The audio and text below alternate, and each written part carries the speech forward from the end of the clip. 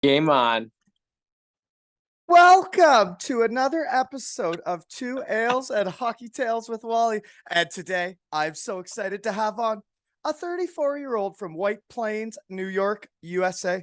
His hockey journey has taken him to the USA, Germany, Sweden, China, Austria, Finland, and Switzerland. A staple with the New Jersey Devils youth program and the US National Development Program. Ran a muck in my old honey hole, this fight top Bundesliga or the DEL2 in Deutschland. Then spread his hockey wings in Sweden, making it all the way to Örebro of the Swedish Elite League, and parts of 3 seasons in the KHL with the Kunlun Red Stars. And he's mucked it up in the Finnish Elite League, the Ebel, the Swiss B League, and he just freshly hung up the wheels. But more importantly, he is a legend and a CCHA champion with Western Michigan University. Welcome to the shed, Greg Squires. Oh my God, that was freaking amazing. Hey, Happy nice. to be here, man. Thanks for having me. Hey, thanks for coming, man. That's how this all works, is people make the time for me. First day back at school for the kids today, eh? Bit of a grind around the house, wasn't it? Oh, absolutely. Just trying to figure out lunches and breakfast, trying to get him on time, all that stuff, trying to do his hair. As soon as he gets out of the house, the hair's all messed up. There was no point of putting that gel in there anyway. No, my kid doesn't care about the hairdo either. My son doesn't, at least. My daughter sure does. She had quite the do going to school today. She had like purple braids and the full deal. It was pretty wild. But anyways, yeah, bit of a grind around the house now that school starts. But then they do go, so they got to go see other kids. And so you have a son, eh? Yep, 6-year-old, starting first grade today. Off he goes. Hopefully he doesn't run amok in the classroom and disturb the class, but he's a good kid, man. Hockey season's starting too for him too, so he's about to get it going. Yeah, hockey's starting around here for us too, and my goodness, it'll fill up your weeknights. Oh yeah, and your weekends. Yeah, it's over. It's time to turn the page on having any free weekends and things you want to do, right? It's hockey time, which is what I want to do. I can't wait for the season to get going. The tryouts are going to start for both my kids. It's going to get serious. Oh yeah, some broken hearts gonna be out there. Oh yeah, yeah, it's real. Yeah, when your kid gets cut or something, man, she's pretty wild for parents. But yeah, hard conversation. Wild ride, this minor hockey thing. I'll tell you that. Anyways, I get into how we know each other. We don't. Nice meeting you. I guess we've said hi to each other on the ice in Germany, right? Oh yeah, a couple of times when you were in Hellbrunner and I was on Rosenheim. Oh yeah, my first year pro. Yeah, I had my timeline wrong, man. I was in Beatingheim for 6 years and I knew you went there. I thought they exchanged me for you, the skinnier, faster version of the little right-handed scorer. They needed some minorities on the team, so that's why they needed me. You're too white. No, they were definitely done with me. They had enough, Wally. Did you have Kevin Gaudette? Yes. I think I ran amok at the Fetter Market too many times at the start of the season. Smashed too many masks and had too much fun and sang too loud when Joanna DeGailisau came on. But anyways, Kevin Gaudette was the one that asked me to kindly leave. He came in mid-season. And to be fair, I didn't play good when he became the coach, but he did not like me. That's for sure. Yeah, well, maybe you just didn't like his fake blonde hair. He had that like wig thing, man. It was red when I had him, right? It's very red, I thought. Orangish almost, but interesting. When he became the coach and the other couple other imports were on 2-year deals and we were brutal, but I think I had like a goal a game when he became our coach.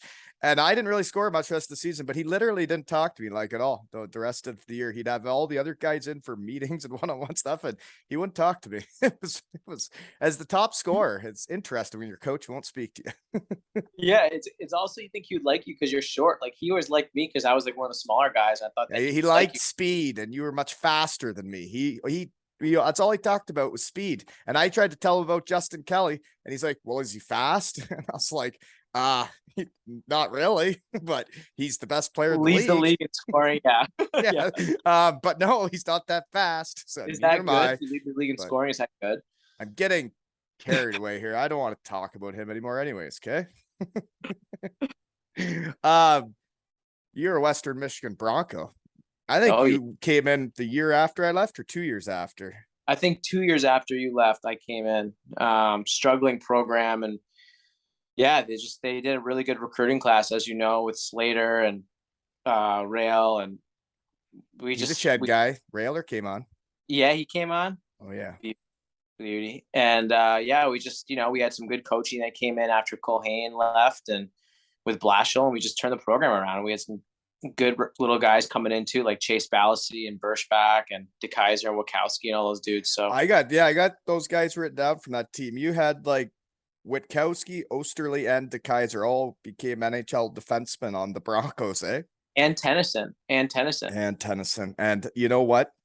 I'm not saying anything bad about the D I played with, but they did not make the NHL. But that's pretty wild that they're all on the same D card. We had a great core. We had good goaltending, and our forwards stepped up. We had a little bit of, we didn't have that much depth, but we just played well as a team, and we kind of meshed and we just kind of rode the high all year. You know how you ride those waves in hockey? We just rode that wave high. The fellas got hot, and you were probably like, winning is fun, and Western Michigan is a fun school. Even sometimes when we were losing, it was a fun school. Like it's hard to not have a good time at Western Michigan. So I get it. Like, I just couldn't imagine what it's like winning, because our first couple years there, we were actually pretty good until the playoffs. We were right in the hunt with everybody. But then, yeah, we didn't do well in the playoffs. But then when we were losing, man, it was tough times. Did you guys? So you went through the coaching change, right? So we had a tough freshman year, a tough sophomore year, coaching change junior, and then actually coaching change senior year to Andy Murray. But where you and I crossed paths in a way is we just knew like Frank, and we knew Gallivan. And did you know Soupy? Did you know Max Campbell? I just played against him around here in senior, actually, when we were both all done. So I got lucky because when I came in freshman year, I had Soupy and Pat Gallivan on my line, and we were just absolutely nasty my freshman year. So that's when Gally really ran amok, right?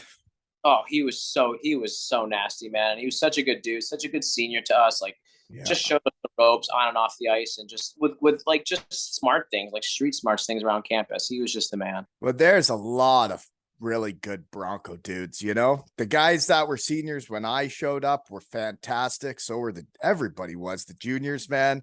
What a class. And then I hear about all the younger guys that came in after us.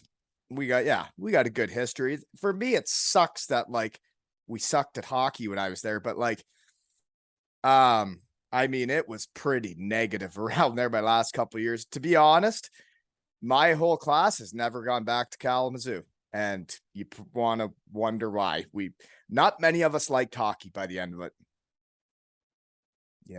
Yeah, I mean, it's hard. Like you said, it's hard when you're part of a losing team, and we were kind of sick of that after our sophomore year because we had a really bad sophomore year, man. I think that I led the team in points, and I only had 25 points. I was not even good that year, and I led the team in points, and it wasn't a happy thing. The way they announced it at the end of the year was almost and the leading score was exciting. Oh, I remember our end of year banquet when it was our senior year, man. It was so deflating. Yeah, that it was like so that, deflating. And you're going for an award ceremony, and man, it was. It's it was bad vibe around there at the end, man. It's too bad because when we went in there, the freshman, sophomore year, it was so awesome. And the Broncos were good. And then there were some tough years there. There's lead years, but they're good again, eh? They're doing pretty well. I really wanted to bring some hardware home last year. They were ranked third or fourth or fifth in the country last year, and they just couldn't bring any hardware. They couldn't close the deal. Right. Although, they were a goal away from the Frozen Four, right? Yeah, exactly. But selfishly, it's kind of that just shows how special our team was. We didn't go as far as them, but we won a championship, and we still got to the NCAA's 2 years in a row, junior, senior year. And we did some special things, man, as a group. So you really did. You guys went from last to first, right? With Blashill? Yeah, with Blashill junior year, we were ranked second to last in CCHA because the year before that's what we were.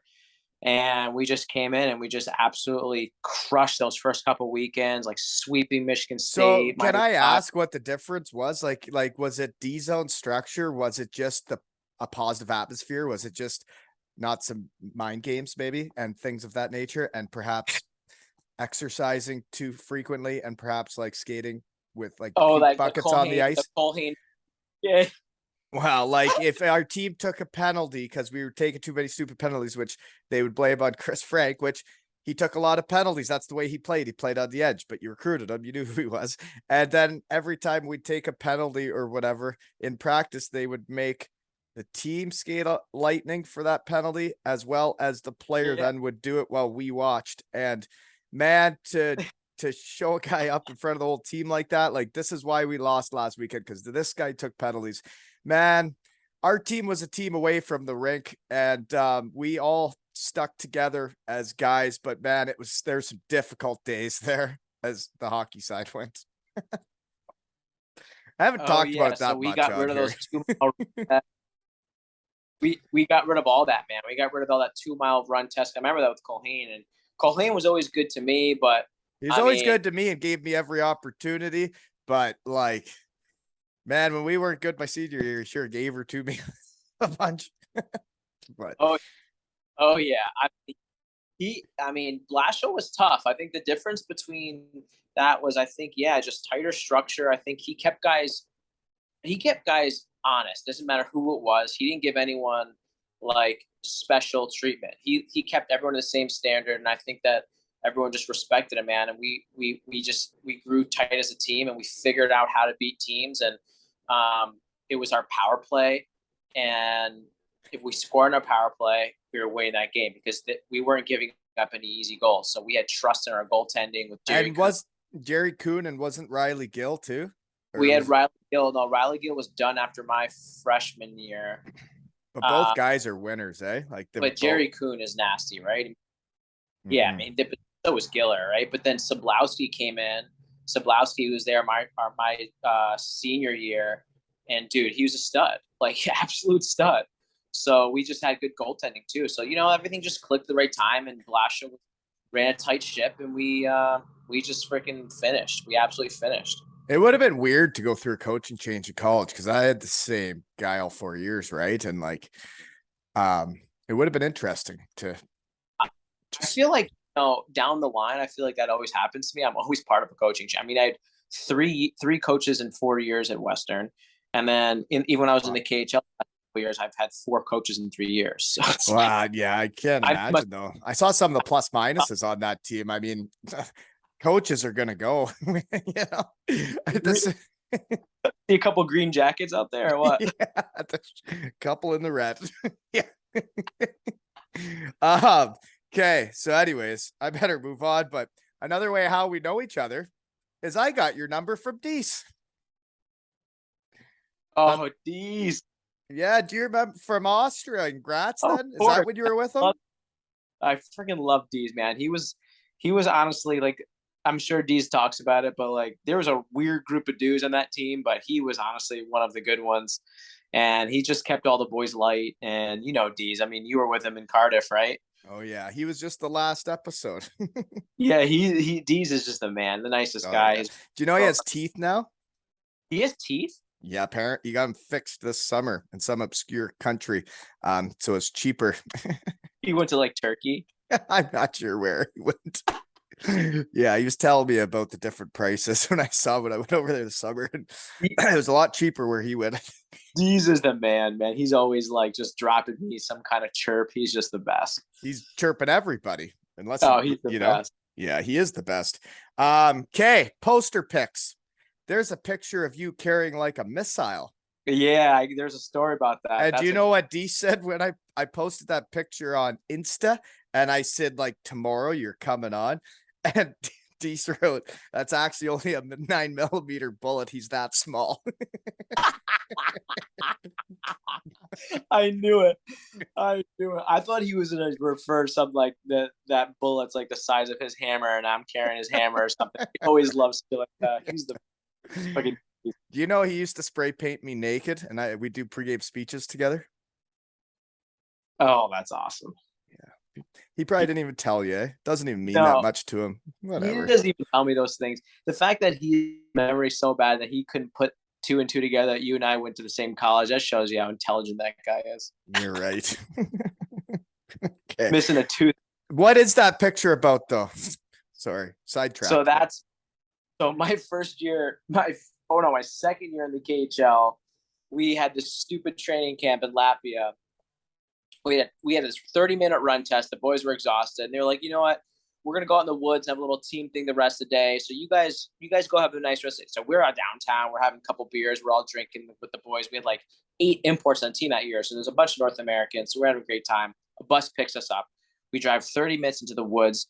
Dude, we had like an actual training camp. Like we were carrying those missiles up and down mountains. We kayaked for an hour. We were doing like team building stuff in the woods. But you have to remember, we're all like sheets. We're absolutely sheets. We've all had at least 6 or 7 beers. Our phones are dying because we're like in the middle of nowhere, and it's been like hours since we were at the hotel. So that we can't even tell the whys what we're doing. We were in the woods, man, from like probably 4 o'clock till like 1 in the morning. Working out? Just doing team building stuff with missiles. Yeah, working out. Like Oh my gosh, that is unreal. I would hate to do that. I can't believe you had to do that. Like, that's the KHL, though. I've heard horror stories of exercising. I have so many horror stories. So yeah, we end up in the woods, and that picture is pretty much just sums up that day. That hill was slippery. So we're going up and down. That missile was probably like 60 pounds. So we're like carrying it up, bringing it down. Guys were falling. Guys were rolling their ankles, like, because we're all drunk. And like the coaches were getting. And they knew that?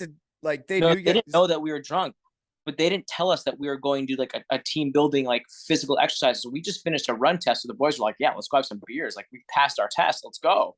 So we're all like out drinking. And the next thing you know, the bus picks up with that. We're just doing some more drinking. So we're out drinking on the bus. Next thing you know, we pull up to this like training camp thing, and the coaches were pissed. They were absolutely pissed. So they just ran us into the ground. It was bad. Some of the coaches over there. So we had one in Bietigheim, and I've talked about this before, and it's part of like hurting my knee, but like we ran 400 meters. Like, we would do 3 a days from Monday to Thursday. And then so he could go see his family Friday, Sunday. We'd just take 3 days off. So we'd go literally totally insane for 4 days, where you can't walk or shit or do anything. You can't go up or down stairs because you can't even move. It's kind of like Western Michigan, actually. But anyways. Yeah, it's kind of Western Michigan. Yeah, so it happened a few times in my life, but Bietigheim, man, they made us go July 1st, and there was no ice in the arena till the middle of August, and they just abused us. So, yeah. That's old school. That's so old school, man. It is, man. I don't know what the hell's going on here with my internet, but carry it on. Okay, poster pick. Son and wife was one of the poster picks. Okay, let's hear a love story. Shed hasn't heard a love story in a while. Love story. Okay, love story. Here's a good one. So Alice and I, we actually met. You're gonna love this, actually. So we met at, guess what bar? Wayside, Kalamazoo. Kalamazoo at Western Michigan. At Western Michigan, the good spot. So we met at Western. And what part of Wayside? Wasn't there like a dance club part and then a normal restaurant, like a normal bar part? Where are you rubbing up against her on the dance floor? Oh, she worked behind the bar, so I was trying to wheel the hot bartender. You know what I mean? I shot. There you go. Wow. Good for you at 5'6". You know? Exactly. I stood on the bar stool, so I looked taller, so I fooled her. Nicely done, man. Always thinking. Mm-hmm. And then so we met at Western, and she followed me over to Germany for my first year pro, and the rest is history, man. She's been holding it down. I was wondering if we'd have anything in common. Yeah, I met my wife at Western, but I met her in the Burnhams of all places, you know? The Burnham. So you met her freshman year? Yeah, she was a soccer gal, you know? They became MAC champions that year. Way to go, Western Michigan. There you go. Yeah. Go, Brock. I think she was she couldn't believe how much food I could fit on my tray when I got down to the cafeteria, and she couldn't believe how the freshman 15 was really a thing. How many bagels and cream cheese you ate in the morning? Jeepers, the Yeah, the all-day buffet can get to you when they make you work out all day, right? Those chicken tenders. Anyways, so that's your love story, Kalamazoo, eh? And then she goes to Germany with you. Goes, That's yeah, mine came to Landshut and then Bietigheim, right? yeah. I mean, did some good Where's your times. son born? He was born in Sweden. That's what I was gonna say. So he was born in Sweden when I was playing over there in Örebro, and when I was in the elite league there. And so we just were kind of a European family. We just moved back to the United States like 5 years ago. We just bought a house here, but we just, we were in Europe for like almost 10 years. So Yeah, it's man. part of our. It's a bit of an adjustment going back, isn't it? Yeah, it's huge, man. Just the people, just the lifestyle, like just cultural stuff. I mean, it's hard to say which one I like better, but we really enjoyed our time in Europe. I'm sure you did too.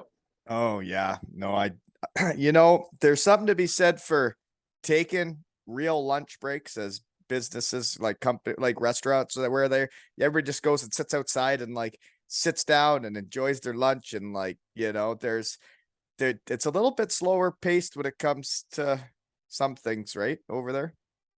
Oh, absolutely. I mean, people enjoy their life. People like go take naps in the middle of the day, and people are drinking beers or during their lunch. Like they're Talk really enjoying. dirty to me. Oh, that's the lifestyle we need. And they'll crush a pint at lunch, right? And then go back to work.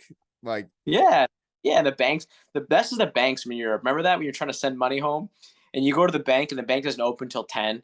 Then it closes at 12 for lunch for 2 hours. Then it closes at 5. So really, it's only open for like 4 hours a day or something like they that. Like, hardly go in there. It is wild. Yeah. it was ridiculous. It's like, how much to send my money home, man? Seriously. Yeah. Okay. Now, next poster pick. There's one with two dudes. Almost look like they're getting a bit handsy with you here in the middle.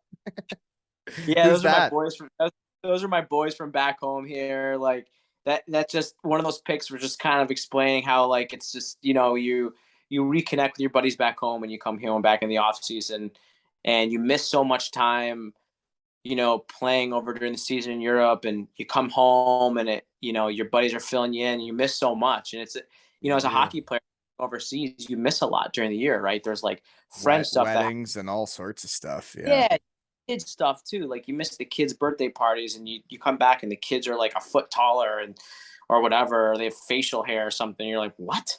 I know. So that picture just is summing up, just some of my buddies back home here in Michigan that I've always holding it down for me while I'm gone, and adjusting to, life back in America. I do know. It is an adjustment going back and getting into the real world. But one more poster pick is there's one with you with another couple. I'm guessing it's a couple you guys are tight with. Didn't know who he was. Do you Good know? family. Who? Yeah. Kind of funny how that worked out. There was like my best friends here, the Scarfones, and it was kind of funny how that worked out. We moved here, living in China and Russia or whatever, back from KHL. We bought a house, and they were the ones that sold us the house, and we just became friends. So it's kind of weird how that works. And now our boys play hockey together, and him and I coach our boys team, and it's a good time, man. So I'm trying to keep the hockey culture alive here in Grosse Pointe, Michigan. Oh, that's cool, man. Yeah, getting into the kids hockey is a blast, man. I coached the team last year. It was the best time ever. And we end up going to the All Ontario Championships, and man, we got a bond for life. I even had them on the pod. That's are you a crazy hockey dad? I don't think I'm crazy, but I did make the whole team 2 Ales and Hockey Tales shirts with their names and numbers on the back. Oh, that's just awesome. That's just beauty. And I made the mini sticks that say 2 Ales and Hockey Tales with their names and numbers. That's so cool. Yeah, man, it was fun. And that was all through talking to people in the shed and having fun, So thanks, Shed family, for making those things happen for me. Because I got sent a picture today of someone's birthday present was this t-shirt with my shed on it. And it says it's a good day for living, which is how I try to live, right? And I like to make every day a good day. And that someone got this shirt as a birthday present in the UK just warms my heart. But then if we do make a couple bucks, I can make the kids shirts and stuff, So thank you, Shed family, for buying stuff. I would definitely buy that shirt. That shirt is sweet. Well, thank you. I love it. So thank you, Sean Collins, that does all this for me. He made the website. He makes the clothes. He puts it on the website. He does the raffles for me. He pretty much does everything for me. And then there's Lee that make the posters. Great guys. What a great team of volunteers. Good job, boys. Yeah, the best volunteers in the world.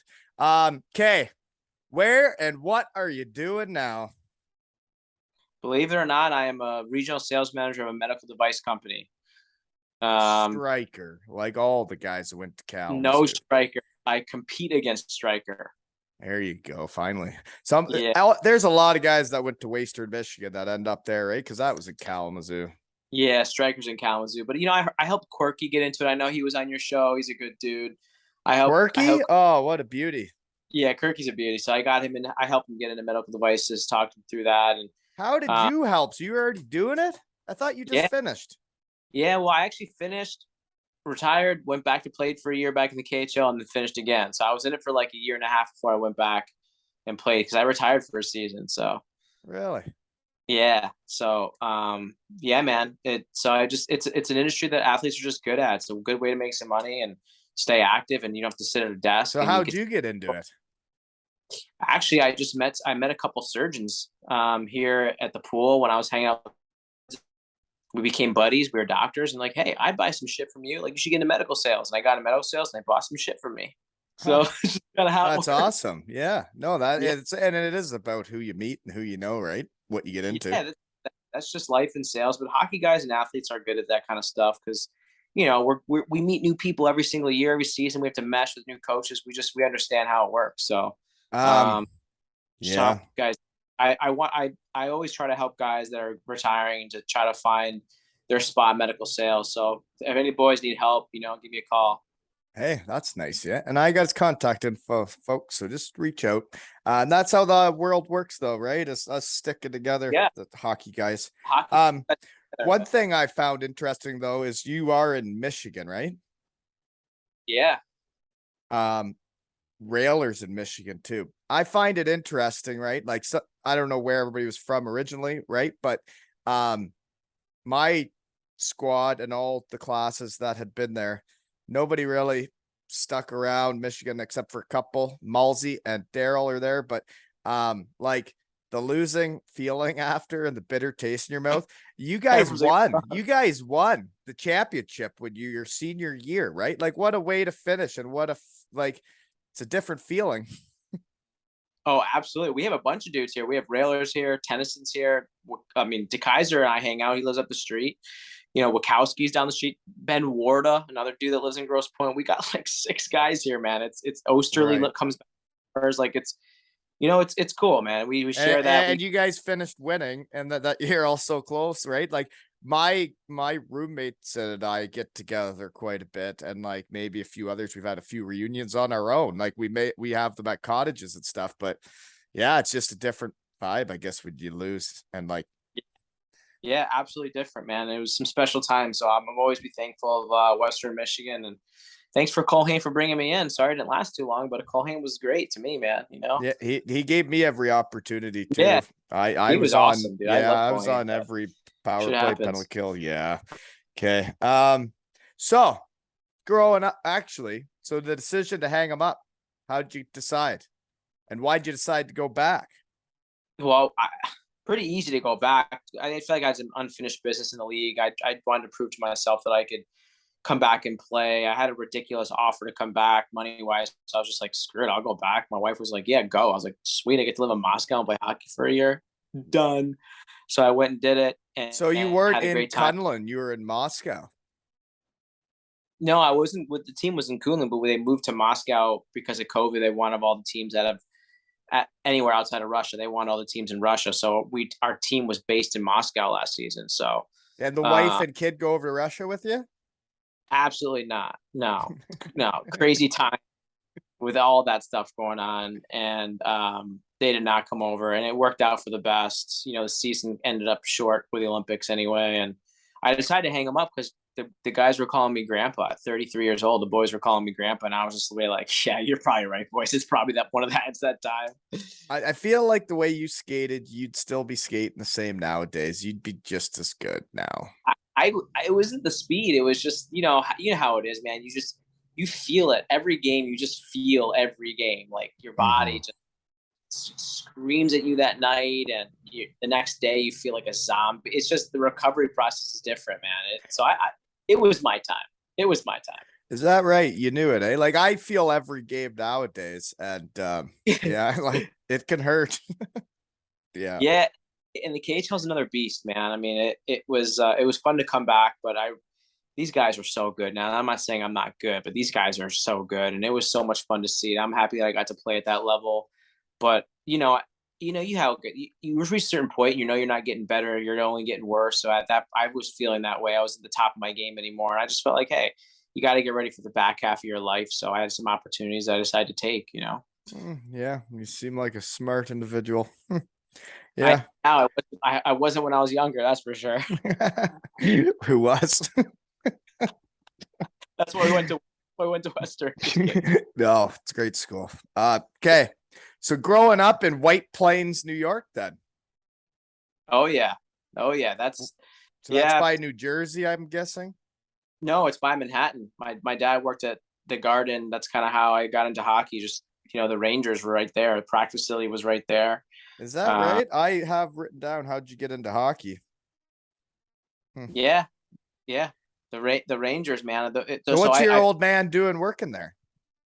He was in finance, man. He was just he was an accountant there for a long time and became director of finance. And I got into hockey through that, just seeing the Rangers play, those legends back in the day like Jeff Bukaboom and Alexei Kovlev, who ended up being my coach, which was so trippy.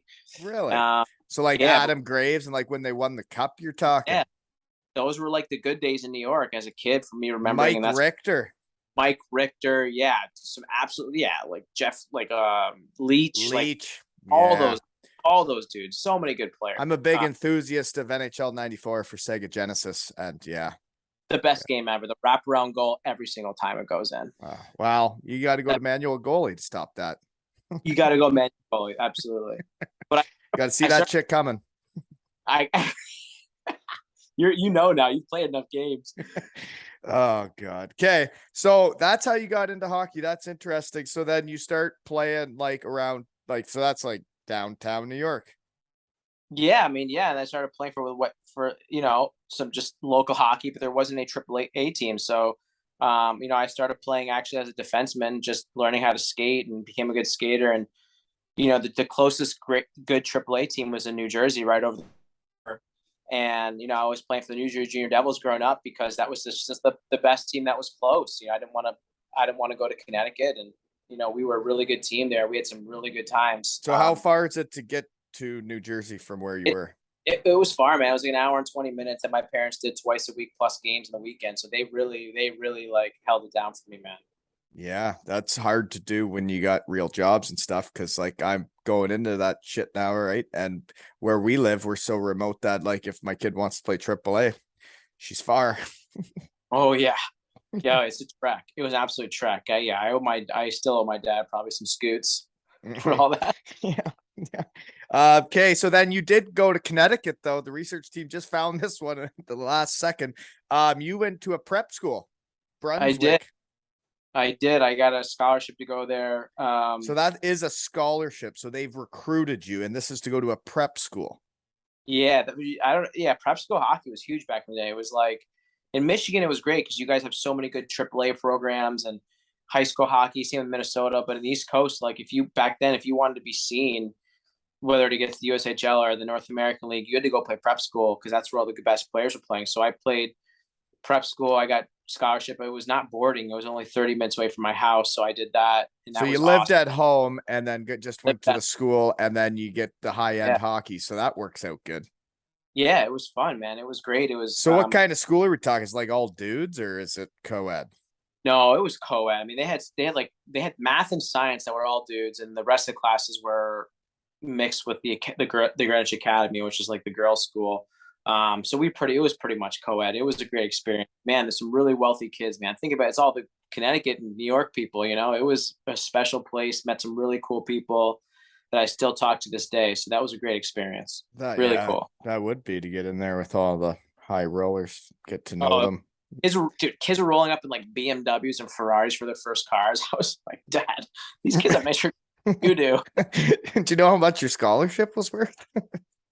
My scholarship paid for the whole thing. I think even back day school was $30,000 for day school. To which is go why to school. Good gosh. go to school. But Yeah. You got to get scholarships for that shit when you're normal folks. oh yeah, thank gosh, because there was no way we could afford that. But I because saw of that, another research team found another guy though on that team that you played with again in the U.S. National Development Program, Kevin Shattenkirk. He's a pretty good player. yeah, he's not bad. Now he's actually one of my closest friends. We still talk to this day. You know, he was at my wedding, and just a good dude. We've had a lot of good times together, and we've he actually met his Grew up together, eh? A bit in hockey. yeah, we grew up together. He actually met his wife at my bachelor party in New York City. Oh dear. So we've had a lot of good times, man. He's one of the good ones. He's a really really genuine dude. Well, yeah, and so that prep school is a good deal. Then you like that, and then so then from there you get recruited again. So you get the scholarship you recruited for, but now you're going to Team USA, dude. Yeah, man, that's where I got. That's kind of where they saw me was at that in those prep school leagues in the USA. How does it feel like when Team USA calls you for the first time? I thought that was getting pranked. I had to star 6'7". Remember that? I thought ISA was getting pranked. I was like, "There's no way," because I didn't know that much. I was just an East Coast kid. I didn't really get out to Michigan too much. I didn't think I was that good. I guess Right. And then well, that's really good, man. yeah, and then you get brought out to that, and then you're playing against guys out of Minnesota, all those kids, and all those kids in Michigan. I mean, our team was nasty too. We had like Pat Kane, and we had like Rhett Shawnee, we had Jack Johnson on the team, Phil Kessel. Like there were some ridiculous players in those teams. You're really killing the research team. I had that written down here. Patrick Kane, like he was one of the best. Like he's been one of the best players in the world forever. But like when he went to London, then right after that, right, and like he was just killing the OHL. So kind of a funny story. He was going between BU and Michigan, and it was I think it was the beginning of our 18 year, our second year there, and London Knights came down. They sent a limo and brought him up to the London Knights to see a game. Came back, and he remembers telling us a lot. He's like, "Yeah, boys, I'm going to the O." We're like, "What? Like Michigan is offering you a full ride?" He's like, "Dude, college hockey is going to be too easy, so I'm going to go to the O." He said college hockey would be too easy.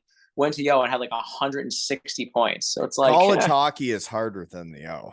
So hard, so much harder. Come on. Yeah, the OHL, there's 16-year-olds that really aren't that good sometimes, or at least there was back in the day. I don't know what it's like nowadays, but the NCAA, when there's nobody starting until they're 18, and then there's boys up to 25, she's different than playing against some kids in the OHL. I'm just you get the higher, used to get the higher end talent in the OHL, like the Patrick Kanes, the Jason Spezas, right? But college hockey was not far off of the high end talent, but then everybody was just giving her, and everybody was jacked because of the workouts. Yeah, such a hard game, so much hitting. Yeah. Okay. So, anyways, Rhett Shawnee though, that guy's name just came up around the shed here that I got to get him on because he's got ties to Superheat where I work now. Yeah, dude, he is the man. Rhett is that right? Is the man. So he's friends. He's friends with one of the confirmed shed guys out in our Cali office. I got 3 guys that are gonna come on that work for the same company as me, but they're in California. And I guess one of their best friends is Rick Shawnee, and they're from Huntington Beach. Small world when you get talking in your shed, man. Oh yeah, small world. So many things you can do in that shed. A lot of things. You can have. It's a great time. So much space. But seriously, so playing for Team USA, man, like, geez, I've watched the Mighty Duck movies. D2 is a pretty good flick, and then you're playing for Team USA. How'd it feel putting on that jersey the first time? Yeah, it was an honor. I mean, it was such a good experience. I think, it was hard. I mean, they made you work for it. Just the lifting and the meetings and the pressure was hard. I mean, I had a tough time there, to be honest. I didn't get treated like the golden boy there, but it was an amazing experience going overseas. Do they treat guys like golden boys? Like, did Patrick Kane get treated different than others? Yeah, they were definitely tougher on the bottom half of the team. The first 2 lines got treated well. The bottom half, they really played mental games with us and made us stronger mentally as much as they could. It was tough, man, but I loved it. It was such an honor. We had so many good times overseas. We won a lot of medals just because we were so good. I mean, we had Eric Johnson and Patty Kane and Rock Shot. We had Blake Jeffrey on, who had a great career. He got injured, but We were nasty. We were so nasty. And so is that moving from Connecticut then, where you went to prep school and lived at your parents, and then now you're moving to Ann Arbor? Is that where that is? Yeah, we started living with a billet family and a host family, which was crazy too. First time moving away from home. You know, just And being an yeah, idiot. different. And you're not close to home, right? No, I was far, but my parents were like, it's time for you. You need to go out. You need to get out. And that's You gotta at get out what of here. age? That's at like 16. Yeah, just 16. Just 16. Huh, that seems, man, my kid's almost 10. That's crazy to me. Wild. It was crazy. My Man, parents how were fast there. they grow up, and now you're talking, you move out at 16 and then you're just gone. That's hard for parents to hear shit like that. Yeah, I never really came home. As a hockey player, you know how that is. You play junior, you play college, you just come home in the summer, but you're never really home after that. And then you're not, and then you miss Christmases, you miss Thanksgivings, you miss a lot of shit. It becomes part of life, and I think it does build you as a stronger person. That's why hockey players are so independent, because we have been put our whole lives in tough situations. We just had to swallow it and continue on, and we make it work. Well, some of the workouts you got to get through too is like, if you can push yourself that hard, there's a lot of shit that doesn't seem like a big deal. Oh yeah, everyone's like, "Does quota scare you?" I'm like, "No, quota does not." We'll be fine. Yeah, we'll okay. Okay, so one thing I got though is the research team found you're playing under 18 and under 17 the same year. So are you playing up in age for Team USA? They just kind of made it like a system thing. It was just like it was almost like a farm system. They would bring you up and down depending on what they needed. If there's injuries in their teams, they just kind of used everyone. I played up one year, I played down one year. It was just kind of where they needed guys. I think they try to stack teams in playoffs sometimes and have the 18s come down for North American League playoffs. So I get to play with the younger team for a bit with like Shaddy and James Van Riesdijk and all those dudes. So that was a great experience as well, man. Just getting to play with all those And guys. so that is, I saw that they were playing. I don't know if they still do that. They play the North American Hockey League, the Junior League. So the US under 17s or 18s are playing against kids that can be then 20, right? Yep, and then we'd also play college schedule, so we play against colleges as well. Really? See, that would be a lot higher step up than playing in that North American League, no? Yeah, that's why they move guys up and down, try to get them games, and so we could play more than just. So we played. So our under 18 team, you play like a full college schedule. Like you play 20 college games that year. It was awesome. College should play more games and not work out so much. You know? Absolutely. God, that Absolutely. was awful how much you could work out, man. And Oh, then there'd be like a weekend you don't have games. oh, the bye Oh, week, good Lord. Roy. You'd think that'd be fun. Do it It was the opposite of fun. opposite. Zero fun, sir. Okay. Sorry, getting sidetracked again. So after the USA thing, then you went there, I guess, until under 18s then? Is that right? Yeah. So then you go Yep, to the and then play. Indiana Ice of the USHL for 2 years. Oh, yeah. Oh yeah, good time. How Great time. does that go down? How'd you get there? So yeah, I mean, I was actually drafted to the Cedar Rapids Rough Riders, and then Oh, right. They traded. have drafts and that shit, eh? Yeah, I was actually drafted like third overall, and they just traded me right at the camp, made me go over there and traded me at the camp to Indiana Ice, and made that team, and just kind of how it went, and had a great time. Had some really good players in that team too. I was just fortunate to play with some of those good players in juniors, like John Carlson, our team, Paul Carey. We were nasty, man, and Scott Darling was the goalie. playing legend. Like, we had such a good team. Nicky Balin on the D, who's had a great career in the KHL. I see all the time, and dude, they John packed that Carlson's house. doing all right, eh? Yeah, he's got a couple of sheets in the bank, but we had like 5,000 fans at all our games at his junior program. Like that place was rocking. The Pepsi Coliseum in Indianapolis, the state fairgrounds. That place was absolutely bumping. Yeah, well, you did well. Your second year there, you had 70 points in 58 games. In the USHL, that is a ton of points. We had just a rocking power play that year. Honestly, I was a half wall guy. I would just kind of be like, here, Johnny C. I just one time biscuit rally here. I gave him so many one Is timers. I it? mean, But you're a righty and he's a righty. oh, dude, he would just absolutely just walk right into it. He was just taking. It was So sweet. what do you mean? You're rolling up the normal half wall, or are you on the offside and Oh, I push was not off. I was the offside. We were doing offside before, like the before guys in the NHL. offside was cool? Yeah, because we had so many righties, right? We had him, we had Bam, we had So then John would you Kemp. do the pass behind your back then? Because like at the end of my career, I like playing the offside half wall when given some time to do it, because when you can roll Oh yeah, up and then you can snap it and they can't get to your stick because it's on the outside. But then if they are getting in the way, then you just go behind your back to the D-man up top, right?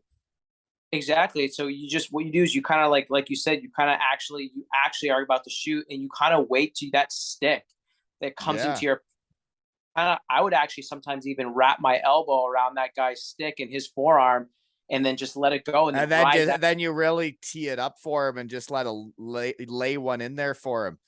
Yeah. Right. Sometimes I'd like to snap her back there just to show prove a point. Oh, absolutely. But then you take that guy with you, so then you kind of clear the lane for the one timer, and actually, Yeah. you're I like going what to you're talking about, doing the little interference and kind of taking a hold of him a bit, because then you could really lay it in there so he could just throw his tits into it, right? Oh, and he had some. Dude, he's a big boy too, so he was just leading those shots. So we had a great power play. Mm-hmm. That's kind of where I got all my points, I think. But we had a great team, man. We had we had 20 scholarship Division 1 scholarships that year. That team, like almost everyone in Division 1, like it was pretty insane. That's yeah. No, I've never seen the USHL, but I've heard it's quite the league these days. So getting Yeah. recruited to Western Michigan. So how did it all go down? How'd you end up at Western Michigan? So I had a full to Michigan State, Miami, and to be honest, I think it was the Did you guy just that say Miami of Ohio? I did, yeah. And honestly, I didn't even get the tour there. I went to Michigan State first. It was a little big for me. Honestly, I thought it was kind of a sleepy environment, like MUN. And then I just went to Western, and it was St. Patty's Day. Oh dear. Yeah, you can't turn your back on that. And so That's when we get put out of the playoffs every year. That was Daryl's birthday, my college roommate. right, Yeah. all those dudes took like Weaver, R.I.P. Galley, and Frank took me out on my visit. Oh dear, yeah, you're set there. I just fell in love with like the town and the guys, and I get to meet all those guys like Ludwig, and I was like, I'm going here, man. And to be honest, I knew I was gonna play. Like I really knew I was gonna come in, step in, and play all the minutes I wanted to, and that was a big part for me. And I'm glad I made that decision because it was a great 4 years. Yeah, no, Western Michigan, man, the guys there, that school, it is a great place to go to school, right? It was a great place, good institution, great buildings. It was awesome. That rink would get rocking too. Oh, the Lawson Lunatics, what a crew. The Loonies were great, and they just made those chirps up for every single opponent. That was amazing. Those guys were smart. For me, I almost forget about it, right? Because it's been so long and I haven't been back. And then when they're going on the run last season, and I saw some videos of the Lunatics, and now that they're a really good team and the building's packed every night, like it is a wild spot. It's like when we first got there and we were ranked nationally, and like everybody was packing the barn, man. What a spot it is. Such a good feeling. So electric. Mm-hmm. Yep. Okay. Anyways, let's see here. Favorite bar at Western Michigan? Oh, that's so hard. There are so many good ones. I gotta say, I think the Grotto was my spot. What's the Grotto, that? I just always. You didn't know the Grotto, the little pizza place that was kind of near, Pizza place bar? Remember the Den? Yes. It was in that same parking lot across the other side of the parking lot. It was like a little Italian food bar spot, but it was called the Grotto, and they had an unbelievable bar, and then had like a little basement. It would get jamming down there. You don't remember the Grotto? There was no grotto. I would know if there was a grotto. Dude. There wasn't a grotto. That whole parking lot got redone while I was there, man. The Den used to not be like very nice, and then like all this whole building was going up. The place was changing. I'm sure if I went back, it would be so different. So do you remember Y Bar? Yeah, it used to be the tap room. It used to be the best bar in college hockey. You used to go there no Y matter bar what was age. You just ran amok. You did whatever yeah, you wanted there. That was the tap room. yeah the Yeah. music. So Y bar for my spot was Grotto Y bar, and then I also like the firehouse that turned into they called it the library. Firehouse was awesome too on Saturdays. Firehouse was our that so we started with tap room. Then our last couple years were Firehouse when tap room switched to Y bar. The Firehouse, man, was a great spot. Yeah, good times. Yeah, deals, good deals. Are you two probably you're from downtown New York? Maybe Waldo's is a bit it's a little not for you, eh? We didn't go to Walto's much. That was kind of like none of the It's boys because you really. got to go Thursday nights. Thursday nights is their night. That's when you get the mixed pitchers, right? That are really cheap. Yeah, And you walk around with yeah, your own pitcher. yeah, yeah. We never went there. I think that like You guys were busy winning championships. yeah, yeah. We weren't like I can't even lie to you though. Our freshman year, we drank almost every night. Besides Thursday, we drank almost every night. Thursday And and we Friday, never really did, like ever, to be honest with you. The only time we did was when it was green lights. We never had just casuals. There'd be like if we got a day off, she was full go. If there's a day off hockey, because it would be so exhausting. It's so much work. Every single practice, every single workout. We couldn't do it unless it was a day off. But then if we got one, oh dear. oh dear. Yeah. Did you guys do the piano bar downtown? Oh, great place. Yeah. When the piano That, bars would go at each other, or the piano guys would yeah, play against each other. Great place. Well, yeah. I forget what that was called. That was a good spot. Yeah. Oh, the piano bar. There was a name to it, I think. Maybe, but yeah, That great place. that, We got to that place. get our crew back. We got to get our generation back to like see Kalamazoo again with all the boys, right? Yeah. Mm. Golf event next. That's right. Well, I had a golf event last year for the shed for the podcast, so I hope to do that again. I only golf so many times a There. year. But yeah, no, we did. We had like 76 golfers show up. So still funny. You know who's a confirmed shed guy? Fersh, the new Western Michigan coach. Oh, the first Weiler, the first. He was great, man. Talk about an intelligent guy. That guy is so smart. Yeah, he was great to me, man. He was one of the reasons why I did well at that school. He was really, really, really part of my career. He's an awesome coach, and awesome. I'm so happy he's being successful and he's made it to the NHL and back to Western now. Well, Just probably and doing then a like great job. I see guys that play for him that were playing for the Western Michigan Broncos. I saw it on Twitter last year. There's kids writing like, I am very thankful that Pat Frischweiler is my hockey coach. That's wild to write about your college coach because we didn't write that about ours. Saying that, I mean, we weren't saying about any of our coaches, but I gotta say I agree with that because when first Weiler came in, he was just his energy is amazing. He's so honest. He's tough. Don't get me wrong. Like he's tough, but he'll give it to you straight. And you being That's the best way though. Just give it to you that's all straight. If you're playing good enough, I'll tell you you're playing good enough. If you're not playing good enough, I'll tell you. And then we'll talk about what you can work on, right? But like the mind games and all the baloney, I don't know. I don't got time for that shit. Oh, I know. And he didn't play them. He would just be like, listen, like you're not on the power play tonight. You were bad at it the other night. Like, all right. He's like, you'll be back on. You'll get your shot. You put Yeah. me back on. Kept his word always. So I really love First. Yeah, that's awesome. Well, I can't wait to have him on. He was like, we had the date lined up, the full deal. And then yeah, his dog was getting sick, which is tough to hear because dogs can be important for families. Oh, Anyways, pro options after your senior year. You did well every year. You were one of the top scorers every year. So what are your pro options as a 5'6" guy? 5'6" with heels.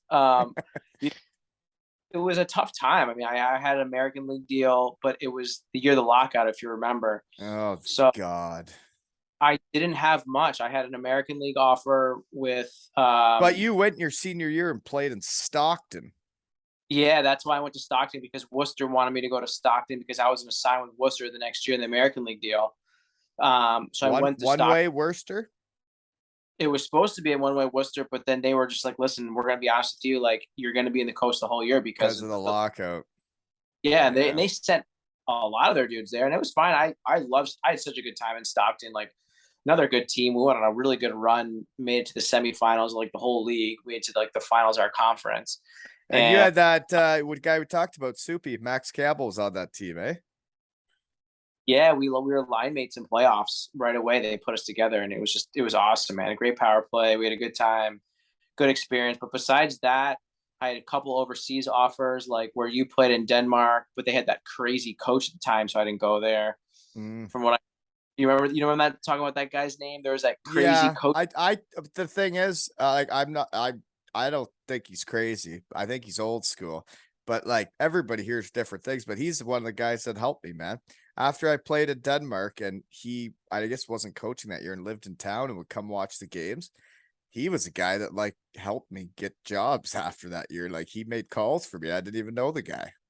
So That's he what I heard. I seems like a do, but my decent guy to me, you know. oh, But I guess he's hard. Like he's hard. He's the coach there now, I'm pretty sure. still, I mean, my agent was just like, "Hey, for your first year pro, maybe you don't go to a guy like that. You got to learn some things maybe first." And so he just directed me over to Germany, and I actually went on a tryout because it was the lockout, and they were getting guys from the NHL, so they didn't even commit to me. I had to go on a tryout. Oh, dude. So when guys like you came over, and I guess I did the same thing, right? When I went to Landshut, I went for about half of what the other imports were making. And then I got there and did well. And then all of a sudden they're like, well, shit. Why don't we bring the next college kid over? And then guys like you came over. You know, I'd been in the league quite a while. I knew some people. People might have told me what you're making. And you're coming on a tryout. And then you show up and do the shit you did. You crash the market. Crash the market.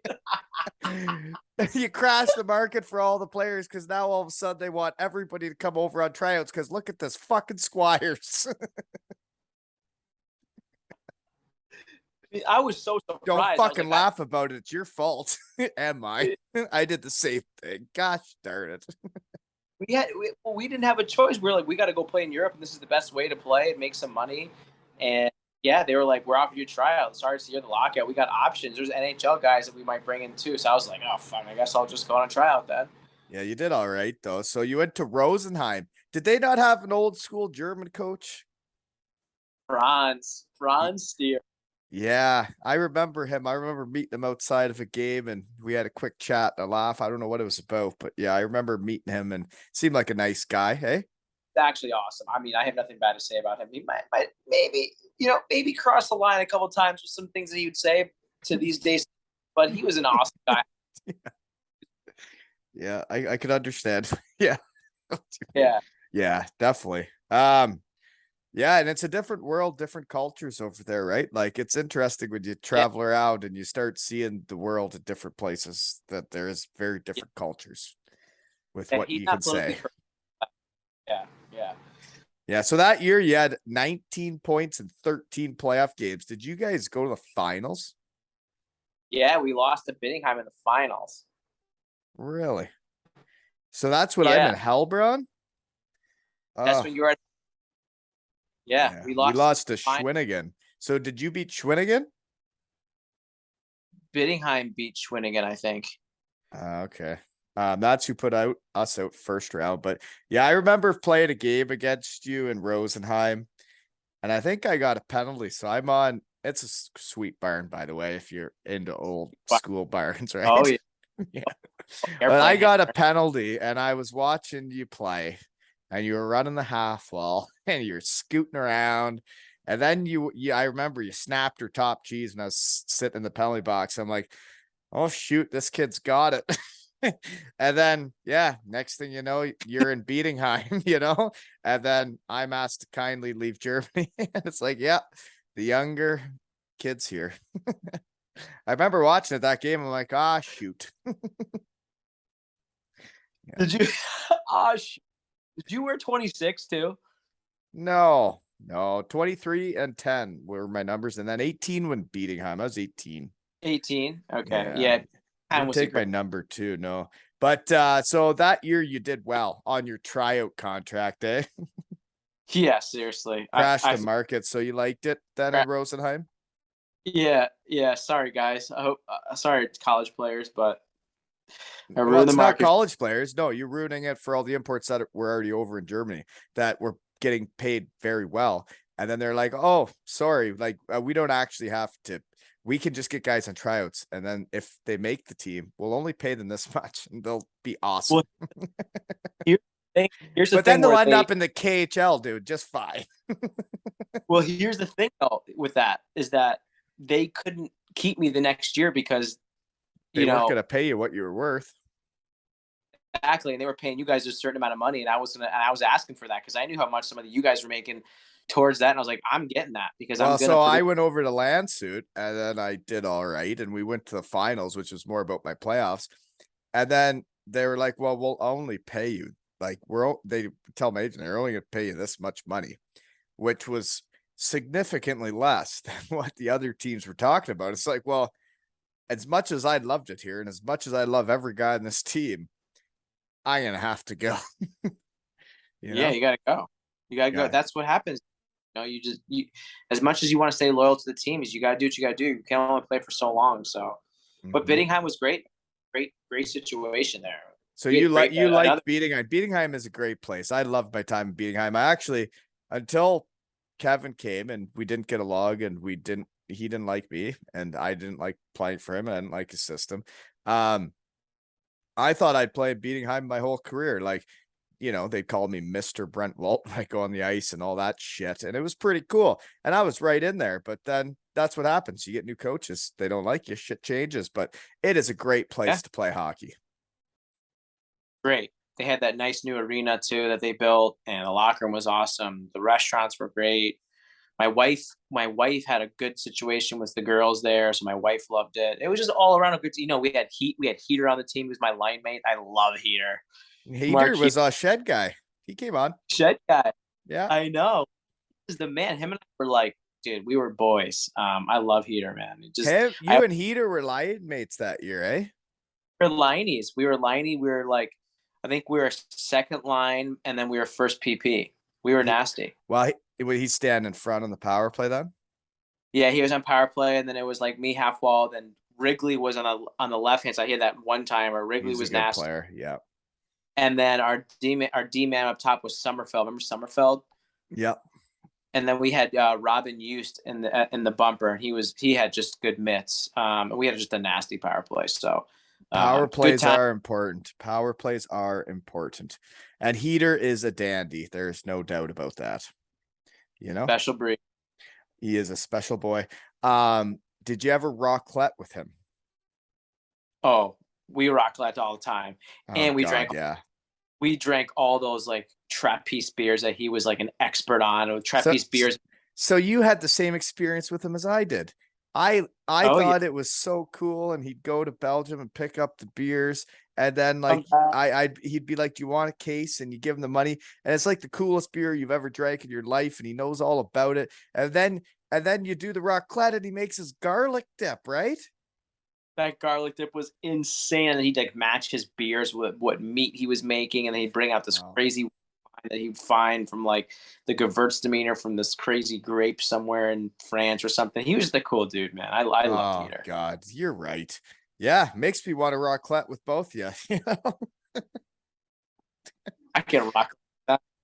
Racletting is fun. So Bietigheim, okay.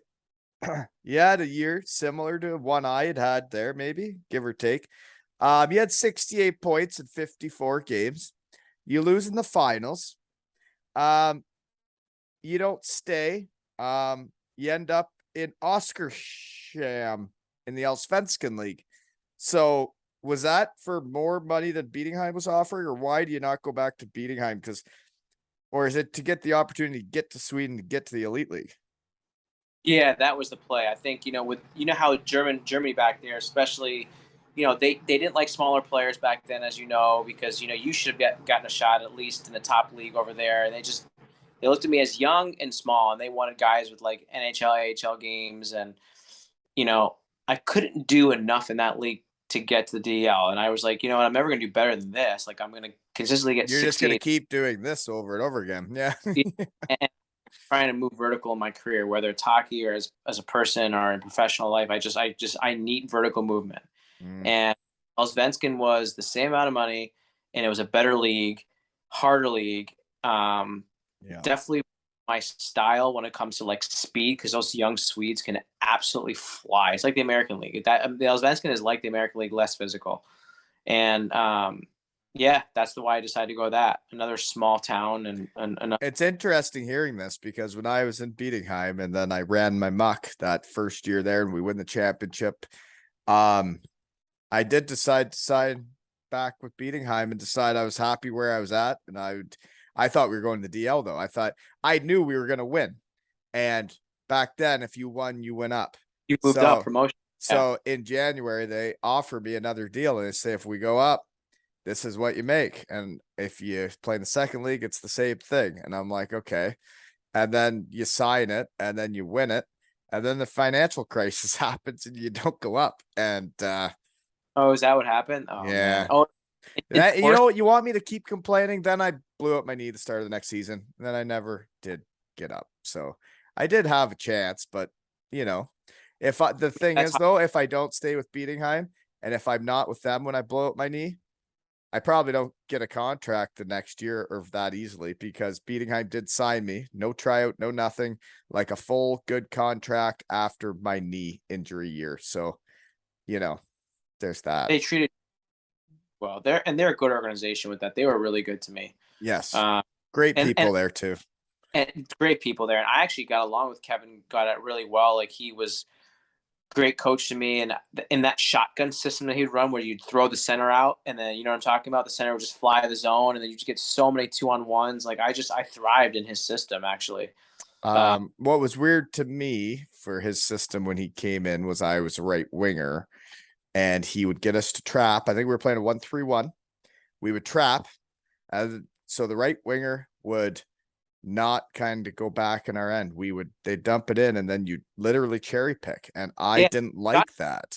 I had never been taught to play hockey cherry picking and I didn't want to, and I didn't like it and it felt wrong, but I'd be standing still like the whole game. Like I wouldn't be doing it because I was always cherry picking.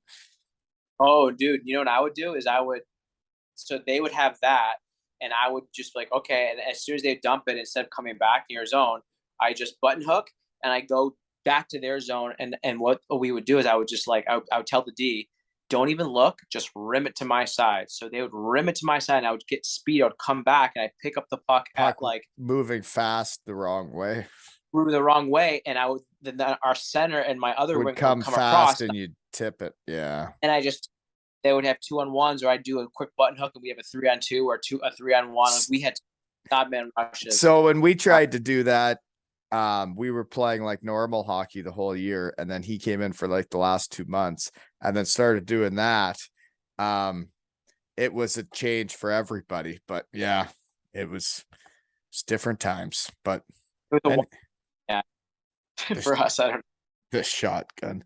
Okay, so let's see here. Bietigheim. So you go to Sweden. You like it in the Allsvenskan. You did well. Yeah, our team was really bad. We were like probably second worst, third worst, really bad. But I just did well. You were getting the same type of money as Bietigheim in that league on a bad team. I thought they'd be a good team because I had some Allsvenskan teams sniffing around and the contracts weren't very good. Oh no, it was the same. It was the same amount of money. Our team just it was the super. What it was a super Allsvenskan league. So they had 2 teams moving up that year. So all the teams were spending money and trying to get imports. Oh, okay. Well, So, guys, you played with there. Okay. Actually, you ran a muck there. You dominated that. You had 44 points, and the next guy in your team had 28. And the reason I bring that up is because I know a couple of the guys on your team, and I know how good they were. David Rodman, that was at Bietigheim. Yeah, he was such a good player. He had injury problems that year, but he's such a good player. He's one of the guys that they exchanged B for. So him and his brother came in when I left. Oh yeah. Yeah. They took my money and gave it to them. And then Evan McGrath, I remember skating with him when I was like a teenager, and he was younger than me, and he was so good. And then I played with him against him in the coast. He was playing for Toledo in the old barn, and man, he was fast, he was skilled, and you ran amok with that team. 44 points. Yeah, those guys had tough years.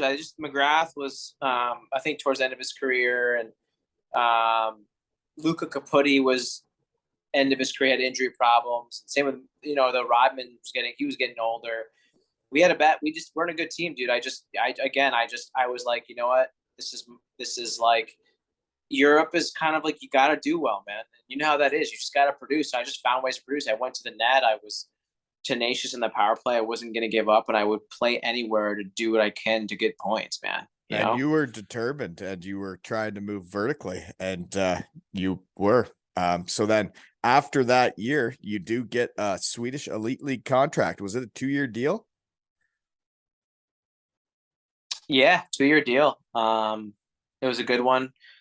First time, you're making really, really good money, and you're just like kind of pumped. And that was a good situation. Again, it just came in. Coach gave me a chance right away and ran with it. But it's almost like when you go over to Germany on your tryout with Rosenheim, and like it's the same aspirations I would have had when I went over there. I wanted to get to the real deal leagues, make the real money. And you did it. When you signed that deal for 2 years and you're in the Swedish Elite League, you must have kind of felt like we knew we weren't making the NHL when we go over there, kind of, right? So right. Exactly. When you sign those deals and you make it to those leagues, and you're like, you know what? I fucking did it, right? Yeah, you're proud of yourself. And I think, I dialed myself in too after college. I really determined myself when it came to like working out, nutrition, and staying off the booze. And I lived super clean the summertime because I was like, you know what, this is my season. And every season I was my season. And I think I just stayed really true to that. I worked out with this guy named Ben Prentice out of Connecticut. He runs this absolutely animalistic shop of a workout program. I mean, the shit that we would do was insane. And the guys coming out of his, Marty St. Louis, Max Pacioretty. I mean, we had some serious dudes in the gym, and I learned a lot from these guys. So going on the Swedish Elite League, I just wanted to make sure that I was in the best shape possible. And it turned out I had 2 really good years there, man. You really did. You were like top 3, 4 on your team in scoring in the Swedish Elite League, like 27 points a year. Like, yeah, that may not sound like a lot to the people in North America, but in the Swedish leagues, scoring points is very, very difficult when the research team looks around. It's tough. Like we only play 50 games or something like that, 52 games. So if you have 30 points, that's like, that's like scoring whatever, like 50 and 80, right? Or something like that. And guys go from those leagues straight to the NHL and fit right in. Bro, it's fast. It's tight defense. I mean, it's actually tighter defense than the NHL, because we'd watch NHL games and they'd be like, look at these breakdowns. And we're like, well, that's because Jamie Benn's going against. Like, I mean, I don't know. It's just like, it was so detailed. So that's actually something I've written down when you're talking about details. Okay. I know you're driven. You got work tomorrow and you're tired. We're getting into this still. Okay. We're good, buddy. Okay. Don't look at your watch again. Okay. You're staying up late tonight. I'm just kidding. When you're in a rebro in the Swedish Elite League, you have, it said the research team, it told them 3 head coaches and 4 assistant coaches that year. Another shit. I mean, dude, my whole career, like, I don't know if it's me that's pushing these coaches out, but dude, we had just turnover. We, in that league, they spent a lot of money on guys they expect to win, and we weren't winning. And that second year they brought in 2 different coaches to try to figure out what they need to do, because we had good players, we had a good system, we just couldn't win. And it was crazy. Sounds like Hellbrun, man. When I was in Hellbrun, we had good players, and like the coach was good, and like we literally won the start. It's like those first couple months of a season could be so important, because it was like we learned how to lose instead of learn how to win. Like, it'd be the end of the game and we'd be winning 2-0 like usual, and then the other team would score, And a guy would be like, not tonight, not tonight. And then next thing you know, we lose. It's all, and we did it again. Like, it's like we had a mentality like, oh no, not again. It was part of the culture. And so that's what they were trying to change. And they thought that, changing the coaches all the time was going to fix it. But really what needs to happen is you need to change the core. And then when you go over to Europe, as you know, the core are like Is the Swedish guys or the English guys, the German guys, because those are the guys that actually make a lot of the calls, and they're the ones that get all the treatment. So you got to change the core.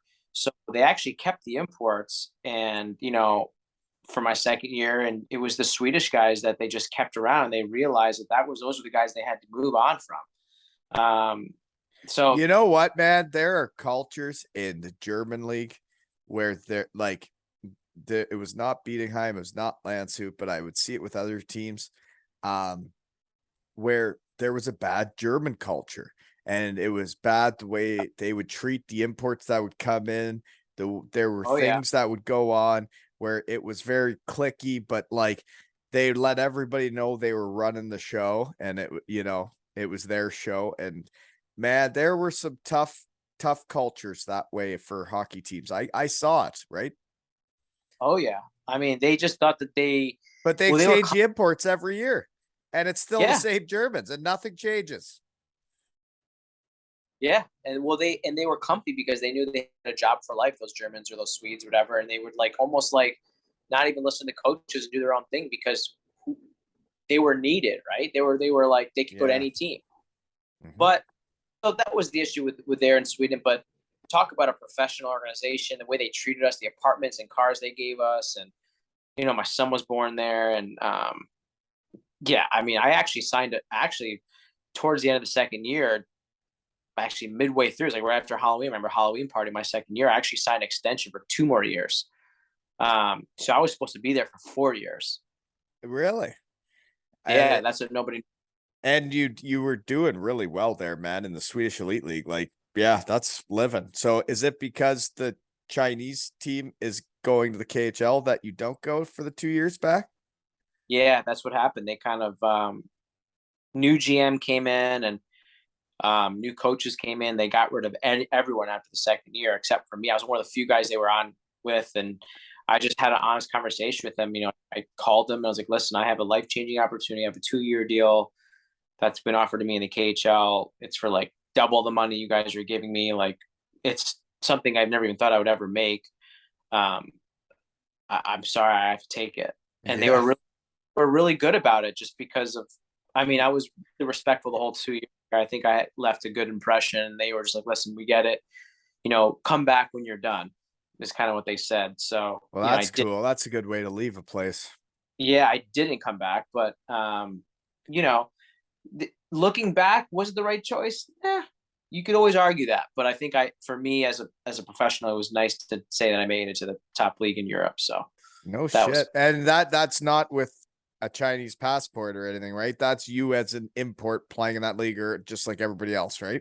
Yeah, I mean, there was I didn't have a Chinese, but I think they were trying to get guys with Chinese heritage to be on the team that were good enough, but there wasn't that many of us at the time, right? There was just me, Yipper, and Corey Kane. Really, they were really the only ones that were really, and then Victor Bartley came later. So can I ask how they find you then? Like, so you're playing in the Swedish Elite League. You don't have a Chinese passport or anything like that, right? So how did they find you? I don't even know, dude. It was so strange. I got a call from Mike Keenan, and Mike Keenan asked me, he's like, hey, I heard you're Chinese. Are you Chinese? And I was like, I am half Chinese. Yes. He's like, okay. He's like, the GM's going to call you in a week. And the GM called me in a week with an offer. It was wild. So I just no idea how they found out. Okay. Well, I'm going to keep going with that then. So then when do you get a Chinese passport? Because research team saw the flag there, right? I don't know why the flag was over there. I never got a Chinese passport. I think. So you were always an import of the KHL then? You weren't a Chinese player? I was actually always considered, an import. But because we were outside of the KHL, we didn't have an import rule where we could only have 5. So, like, we are allowed to have as many North Americans or Euros as you want. they wanted to have guys in the team that like look Chinese, I think, for like optics for China media, I guess. But none of us spoke Chinese really. They tried to get me to get a Chinese passport last year, and that's why I didn't go to the Olympics. But that's a long story. But that's kind of why. So we can get into that. That's kind of what the plan was for us to play and then get our Chinese passport so we could play in the Olympics. Right. I thought I like obviously you were doing well in the Swedish Elite League, and then you go to that Kunlun team, and then I see the flag, and I just assumed like you got the passport, and then there was like an import rule that you're one of the like natives now, right? Well, yeah, that was the plan, but that never turned out. And I had offers from two other KHL teams that, that I, for the same money that, sometimes I'm like, man, I should have went there. I probably would have gotten more of an opportunity. Because when I went to the KHL, I actually never even played power play once in 3 years, not once. So it's crazy. So like you're a certain type of player your whole career, and then the teams don't want to use you certain ways, but they sign you, and you're like, well, what did you think you were signing? Yeah. yeah, and you know how that goes. It's just, and that's what you do is you as a professional, you don't cry about it. You just find ways to make the lineup. So I try to be good at PK. I try to do things right and play the right way and be an energy guy, good locker room guy, and block shots. And I just did everything I could to just stay in the lineup. So, I see it. life. I seen you play and how fast you are and skilled you were. Like you'd be a power play guy on any team, I would think. But so the first year there, though, you played 10 KHL games, 6 VHL games for Heilongjiang, right? Yeah, not right, but something like that. But yeah, I actually blew my knee out beginning of the season. Missed the whole season. I tore my MCL 80%, and then came back for conditioning. And what was our VHL was our second, our farm system. So it was like all the Chinese guys. It's this small city, or no, it's actually not small. There's 10 million people, but it's a city up north in China. It's freaking freezing, dude. It's near Mongolia, and they sent me up there for 2 weeks and played 6 games in 2 weeks to try to rehab my knee after and play some games. In the middle of nowhere in China. It was the craziest experience of my life. That's when I was like, what am I doing? What am I doing? There was like 3 people at the games. I was like, this is insane. And then I didn't even make it back to the end of the season because that was the end of the season. I was supposed to come back and join the team, and we didn't make playoffs. So that was it. Mike Keenan got fired. What a year that was. That was a whirlwind. Okay. So That was getting hurt in pro hockey, man, or any time in hockey, being hurt is so awful. It was the darkest parts of my life were when I was injured, really. Not being around the boys, not going on the trips, not feeling a part of it. And you're sitting around like, oh, tough. I think for me, if we're being honest, it was silver lining because I got to go home and see my family that I didn't see for the first 3 months of the season. And it sucked missing the whole season, and being home, it was great. But then I was at home for a month, and like you said, I had FOMO. The boys were calling me when they were out to dinner, and then I go back and I hang out with them for 2 weeks, and I'm rehabbing, and they're like, hey, we're going to send you down. And then I got sent down because we had North American staff. So they ran it like a North American organization. They sent me down where there was no imports. They were all Russians or Chinese guys. No one even spoke English. And I'm in this town where it would get dark at 3:00, and in a city that no one spoke English in the middle of nowhere up north in China. It was freezing, dude. It was like minus 10. Who's even telling you where to go and what to do or anything? So I had no idea. I'm thinking okay, I'm only going to be here for a week. Didn't know. I had no communication with anyone. They're like, okay, you're here for 3 more games. Okay, so I play 6 games, and they're like, okay, you get called back. So I get called back, go up there, think I'm gonna go play the first game. Like, hey, there's 3 games left in the season. You haven't played. You're gonna sit these days. If we miss this game, the season's over. Missed the game. They lost the game. Season was over. Didn't play the last 2 games. And it was just that was my season. So it was a weird season, man. It was, and it's tough, right? When you finally work your way up to the KHL and you want to thrive and you want to keep going, and then you get hurt, right? It's like when I did my biggest year was at Bietigheim. We win the championship, and I love it there. I love everything about it. And then the next year you hurt your knee and you miss a whole year. Man, it is frustrating shit. It's frustrating, I think it's part of the sports, and we learn life lessons from it. But I agree with you, Wally. That was the hardest year of my life. I think in my whole career, even now that I'm done, that was the hardest year of my life. Mentally, physically, it tested me. So I got a question then. So your wife didn't go with you with your son. Did they never came over there? They did. The second year they lived with me like half the year in Shanghai, which was great. But it's hard, man. When you're a father. I'm sure a lot of these listeners, you guys are parents. Like, imagine raising like a 3-year-old in China, not like Europe, but like China. It's a city of 28 million people. It's freaking hot. You know, there's no school yet because he's like just 3. So like it's just a lot for my wife. And you're in KHL, you go for 2-week road trips. He's like, we're gone for like home for 12 days, gone for 12 days. I mean, it was like the swings with the time changes, and like it was wild, man. It was like such a ride, and we enjoyed it. But I'd come home from a road trip and I'd sleep for freaking like 10 hours, wake up, hang out with them for 2 days. We get like 2 or 3 days off, and then back on the road. It was because you guys go through like time changes of like 6-7 hours, right? Yeah, like some games on the road when we leave from China to go play your first game in Moscow, it feels like it's 2 a.m. Yeah. And you're dehydrated flying you're doing. And when you're flying, you know how it goes in the planes. The boys are hanging out, playing poker in the back and wrestling and doing dumb shit and drinking bottles and bottles of wine and trying to fall asleep. It's tough, but you gotta have fun too. So like we definitely burn the candle. Yes. I've heard a few things about the KHL and like, it must be exhausting with the travel, the games, and then it would be hard as a dad. It'd be great to be making the money, but it would be hard to be away from your wife and child during the hockey season and have them with you, right? Yeah, it was hard. It was definitely hard. And I think my second year was definitely better because they were with me almost the whole year, and I played every single game. The opportunity. I mean, you could always complain about that, but I can't complain as a year as that was. I stayed healthy and I was happy about that. And there was definitely what nationality is the coach then when Keenan gets fired? fuck. So Keenan gets fired. Bobby Carpenter takes over the rest of the year.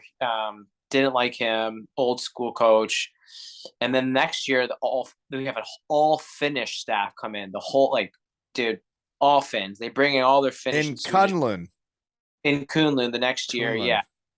It was insane. I mean, they brought in like 6 import forwards the next year. So like right away, I wasn't playing in the top 2 lines. Didn't get power play once. When I was like, it was crazy because the pregame meeting, the preseason meeting, you have those meetings, entry level, whatever, entry meetings, and they're like, yeah, I remember I coached against you in preseason when you were in Swedish Elite League. I know how good you play. We're going to use you. I was like, great. This is going to be a great year. I'm finally getting my chance to play power play in KHL and put up some points and show that I'm a dynamic, skilled player. And not once did I get a shot. And this Finnish guy absolutely hated everyone that wasn't Finnish or Swedish. Yeah.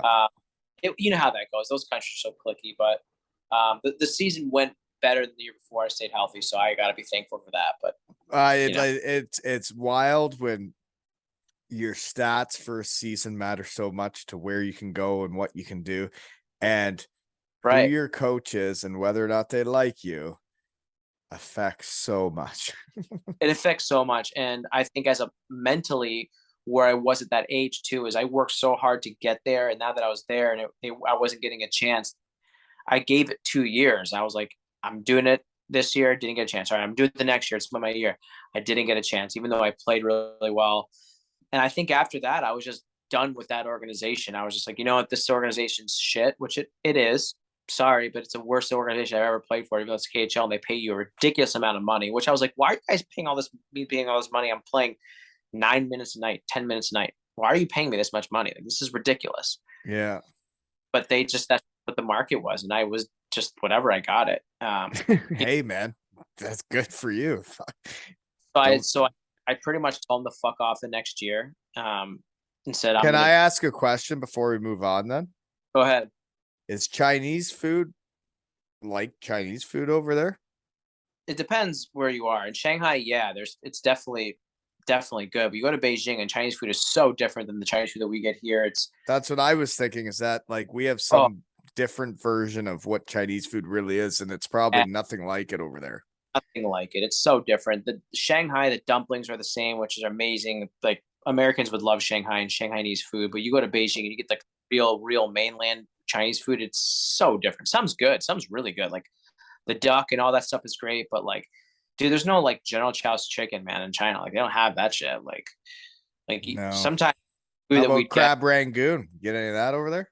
none of that, dude. Campus Kitchen, Kalamazoo, Michigan had that. I ran a muck there. My Yeah, dog even used to come with me at late yeah, night. Yeah. boy. We would go to Campus Kitchen pretty late. They would be open pretty late, and they even let the dog come sometimes. That that was a spot. That was a Yeah. great spot. Crab Rangoon, folks. Check it out. Okay. So living in China, okay? So you weren't there that much then. A lot of it's the hockey and a lot of it's the traveling. But like you get a day off and stuff. What are you doing in China? Oh man, it was Shanghai was a great city. We actually spent a lot of time there. I felt like over the 2 seasons, just with we would be home for 2 weeks when we had 2 week at home. So Kunlun is in Shanghai. We were in Shanghai for 2 years, which was great. So we'd be, we'd have home stands for 2 weeks and we'd go away for 2 weeks to Moscow or to Russia, all over. Days off, man, we just hang out. We partied a lot. We'd go to cool cafes. We'd go to museums. There was a mall on every freaking street. There's probably like 50 malls downtown Shanghai. We'd always hang in the malls. Dude, I love that city. There's And so you'd much be with the imports most of the time. You guys were hanging. dude, you see the imports we had in that team, like legends. We had like Chip Chura and Ponikarovsky. We had Woltek Wolski was one of my best friends when I was there in the KHL for 2 years. He was on our team. We had such a good group of guys, like yeah, group of guys like Ethan Warwick and Brandon Yip, who's our captain. He's Canadian, but Chinese now, pretty much. But just such a good group of dudes. We had like 10 guys that hang out. You need that. That's very important. We had a good crew. So that's one thing that kept me there and had me go back after I retire was just the guys, pretty much, Okay. Another riveting question. When you're living in China and playing for that team in Shanghai, they giving you a car to drive around? Oh no, dude. We had a private driver actually that was super cheap, but we'd split it and we get this guy to drive us everywhere because you can't drive there. There's 28 million people. Like you're not driving in China, man. No. Not the way I drive. There's no doubt. I'm way too slow. I don't even want to get over 50 kilometers an hour. Yeah. Guys either pretty much it was called DD, but guys would use DD, which is like Uber, or they get a driver. And we just 4 or 5 guys. We lived in this like residency hotel. We just got a driver. It was cheap actually. We all just split it. So you lived in a hotel? We lived in a hotel, man, because like China's so different. Like the running water, you needed filtered water. Like you want to have a good restaurant that was American. To all those things that you want to need, it's like a hotel would give you, right? If you lived in a random Chinese hotel, like it's a hole in the ground for a toilet. It's not clean water. Like your neighbors don't speak English. Like it's strange, man. I didn't know. I don't know anything about it, right? I think you're the first one in the shed that's played in China, I believe. Great experience. Yeah, they gave us like $2,000 a month for living because the team is supposed to supply transportation and living, right? So since it was such a big city, they didn't have the connections to do that. So actually, I took it on myself for the boys, and I found a realtor in Shanghai that I did research on, and she got us like good apartments and a lot. You're doing this when not your first year there. Yeah, dude, I was like going on. Is this their first year in the league? This was their second year in the league that I was on the team, and that we did that. I reached out to someone. I was just like looking everywhere I could to find apartments on Shanghai, like on the internet, and I just came across this girl that I would keep seeing that was listing places, and she spoke English, so I just like connected with her and was just started dialing places, and we'd take the bus. We'd rent the bus from the team, like, hey, can we just go and pick this chick up, and she's gonna show us like 6 apartments today, and the boys are gonna choose. Wow, you're a go-getter, eh? Did you know that? I figured it out. I guess that's the New York in me. Yeah, because like I guess for me, like if I would have signed with the team, I would have been like, okay, like you'll figure all that shit out, right? Dude, Wally, they didn't help us at all. They were like, they put us in a hotel like downtown, which is really nice. But they're like, yeah, you guys have 3 days to find an apartment. We're like, 3 days? Like what? In Like, Shanghai. in Shanghai, where like In it Shanghai. takes you, yeah, it takes you like an hour across the city, so big and traffic. And I don't know, it was awesome. Dude, this is a great story. The first time we pull up to the rink, they're putting up like they knew nothing about like hockey in Shanghai. So like they're putting up the rink right as we're getting in for our first day of practice. Like they're just hanging all the lights, they're hanging up the Megatron. We get on the ice. Coach Keenan is freaking screaming at the Zamboni driver. We have no idea what he's saying. We haven't even discussed this yet. You're playing for Mike Keenan. Yeah, and he dude, was the New York Rangers coach that would have won the Stanley Cup when you're a kid. exactly. Actually, I loved him, not as a coach, but as a person. He was just hilarious, man. He's just so old school, such a tough dude, but he treated me really well. So yeah, I know what you mean. Yeah. So we get on the ice for the first practice, and he's freaking out. You can see we don't hear anything, right? We see all these cones, and he just calls us in. He goes, "Hey guys, these fucking idiots! They dropped screws the night before when they were hanging the Megatron, and even during, and the screws were just melting and just sitting in the ice and freezing in the ice. So if you didn't put cones there, the boys would just be like ruining their edges, skating over screws in the middle of the ice, like in the zone. So like they didn't know much about like they knew making nothing. ice. Oh yeah, like the ice was so soft, and like it was a learning process for them as What's well. the barn like in Shanghai? It was decent actually. Like it was brand new, and Were it they was like having concerts and shit there? Is it like oh a big yeah, one? Yeah. yeah, like concerts. They had like listen to this. We actually the reason why we didn't get the big barn in Shanghai is it was rented all year because of ping pong. They're really good at it over there. I've It, seen it some videos. we couldn't get a spot at the big arena because of ping pong. There we go. So is that for so many players on the court at a time, or is that actual spectators watching ping pong? Spectators like ping pong and basketball are like the big sports there. Like basketball was Well, now that we're talking about new things, I find it interesting, right? Is you're talking about ping pong in China. It's like when we went to Germany and Bietigheim, right? And you were there, handball was a big deal. That's right. Handball, men It and was women. be right on TV, and I'm like, what is this? And it was huge. And then all those Olympic sports that like Canada and the US don't really watch, like the kayak and everything, like they're big deals over there. Big deals. And you know what? A lot of fun to watch all those sports, man. I Yeah. love handball's great. Ping pong's great too. I'm an enthusiast. Yeah. I'll play doubles ping pong. Yeah. I can play singles ping pong. Made pickleball, it's getting too tough for me. Okay. So then after those two, I think we're done then. We're going to move on from China, right? I don't know where we've been going and what we've been talking about, but we're going to head to 2019-20 season where you meet Dees in Graz. You also go to Finland for 14 games and Switzerland for 11 games. So what goes on here? You were just on a KHL deal for 2 years, making some dough, and now you're hanging out with guys like Dees. Long way to drop. You know, just kidding. Not in hockey. I'm talking about hanging out with Dees. It was an interesting year, man. It was a weird off season. I told Kunlun to kind of buzz off late. Like it was like I was supposed to go back for another 2 years. I was negotiations, and I just changed my mind, and it was already June. You were going to go back there for 2 more years. Just because it was like a financial decision, and my wife and I were like, you know what, let's just do it. Who cares? We'll suck it up. I'm like, yeah, but I'm sick of playing fourth line and not playing power play. I want to get back. It's not as much fun, is it? It's really not. And you know, as money is important, it really isn't everything. And playing hockey should be fun. And when you're a good skilled player, and they weren't using. Yeah. I felt like I lost that part of me and I wanted to get it back. So I was supposed to go back to Sweden. And, to be honest, I was doing my own contracts and I think I pissed a couple teams off by asking for a lot of money, trying to get as much as I could, a 2-year deal for a certain amount of money. And some teams came back, some didn't. And I decided to just wait.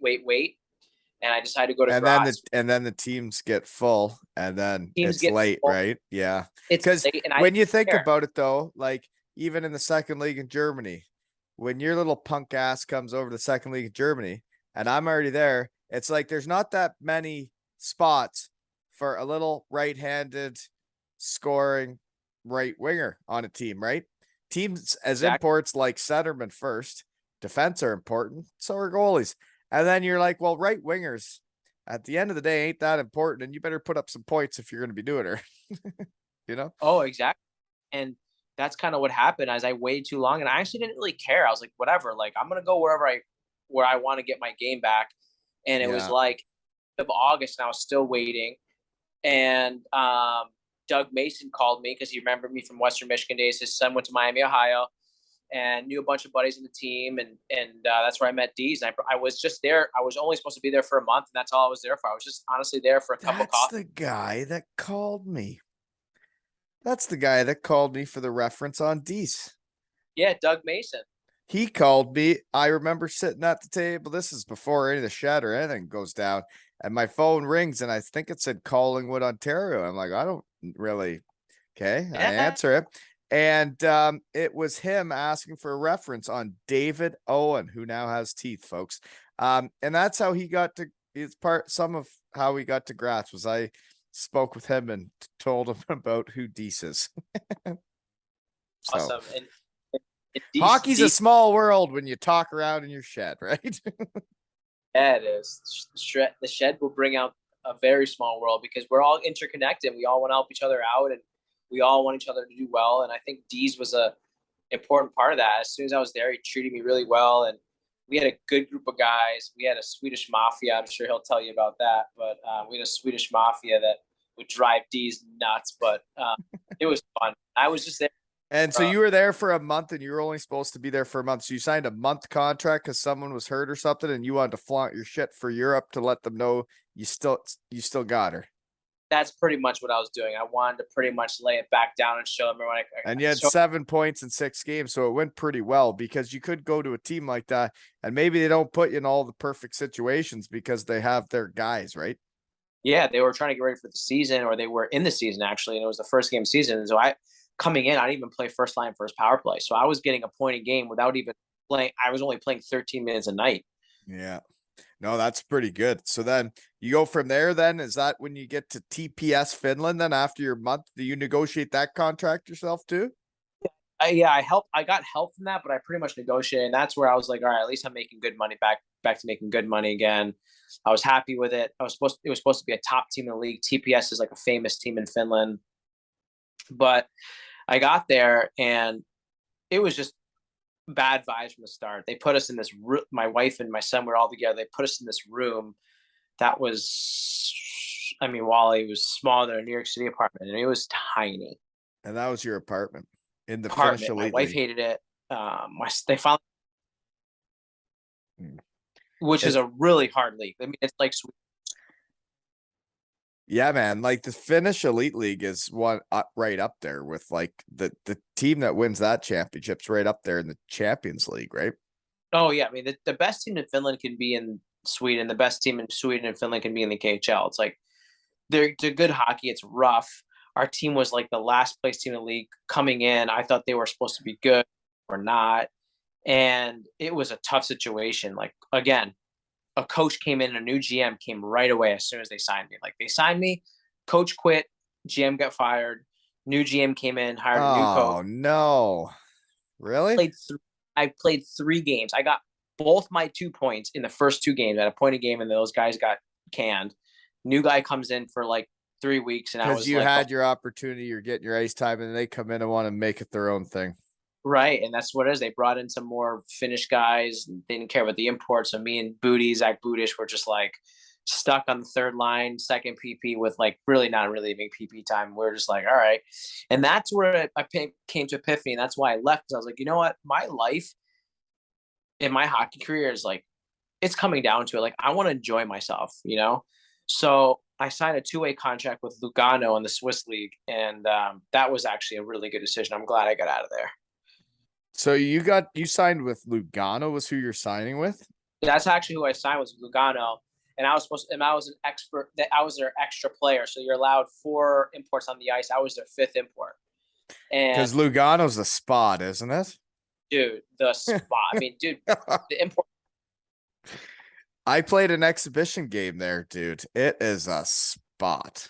How great is that? Like the food, the mountains in the background, the warm. I didn't get enough time, man. We just showed up, played the game. It was their opening home preseason game of the year, so they announced all the players. There was a big thing for the fans with beers, and we got to have some before we got on our bus after we got shellacked. But yeah, they're nasty too. They're good. So that was fun. So this is a good story. It's like I was their 5th import. I was never even supposed to play. Like I was supposed to be on their team and then help their second league team out when they needed. So I just played home games for their second league team, which was only 20 minutes away. And I lived in Lugano and practiced Lugano every single day and played with their second league team at home when they needed someone. It was amazing. It was like the best setup ever. Do you know that you did like a lot of the things that like I aspired to do when I went to Europe? Well, now that we've talked about all the shit like that, this is the shit I was trying to get done. Didn't quite make her there.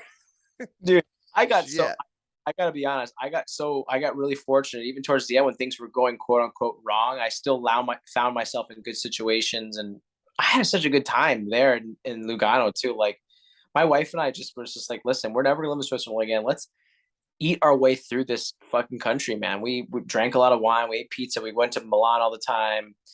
The second league was second league. It was a terrible league. The team was the last place team in the league again. I still had fun. I still did well. And this is with the Ticino Rockets, right? Yeah, Ticino Rockets. Yeah, good time, man. So there was no. So you said that's Italy. What? You're in Switzerland. Well, it's the Italian part of Switzerland. So it's Ticino, southern part of Switzerland. You know why I remember that name? I think just had got to the Swiss B League or something. I'm in a scoring race in the Danish league. With Corey Quirk, me and him were line mates, right? Quirky. And we're racing 2 other dudes on a different team. And we're all right there neck and neck. And then we show up to practice and they both get kicked out of the league and suspended for betting against their own team. And one of the guys that did that, Ticino Rockets, signed him right away. And I was thinking to myself, so I'm doing just as good as that dude. And he just bet against his own team. And now he gets to the Swiss B League. And how does this work? How does this work? I've been trying to get to the Swiss B League for years. Shoot. Oh, I know. Like that was the league to pay guys 6 figures, and the lifestyle's pretty easy, and the travel's easy, and you just they retain imports. It's not like they just, if you do well, they keep you. It's not about this little Greg Squires fellow will come over for like no money on a tryout, like, and then shock the world. It's like, we'll keep paying you if you do well. Oh yeah, I mean, they treated us really well. I mean, that Ticino Rockets team was tough though. Like I didn't have anyone to play with because the other import was really young and I was not really on the team. I didn't practice with them. So I was playing with 2 other Swiss guys who were awful. They weren't even Division I college hockey players. They were brutal, Wally. Like they couldn't even play in the USHL right now. Like they're bad. That's not good.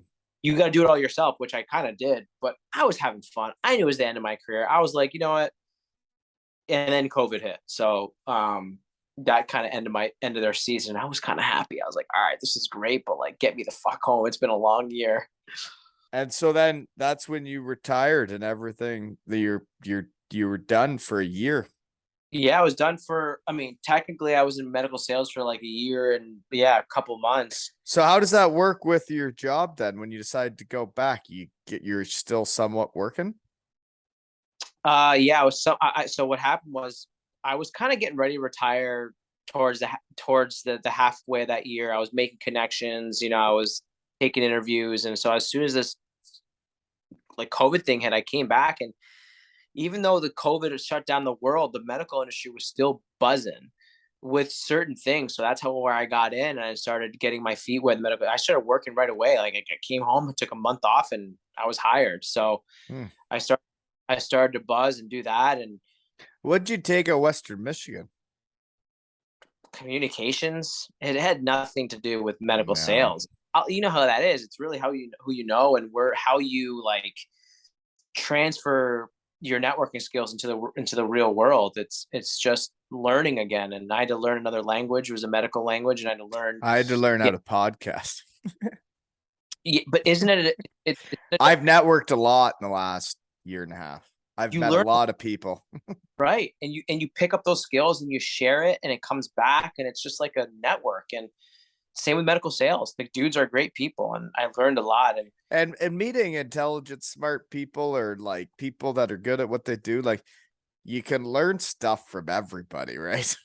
absolutely, even people that aren't that smart, but they're like super good at like one thing or have a certain ideology, and you're like, wow, that makes sense. And then you adopt it in your life, and it fits in, and it What works. word did you just say? Ideology?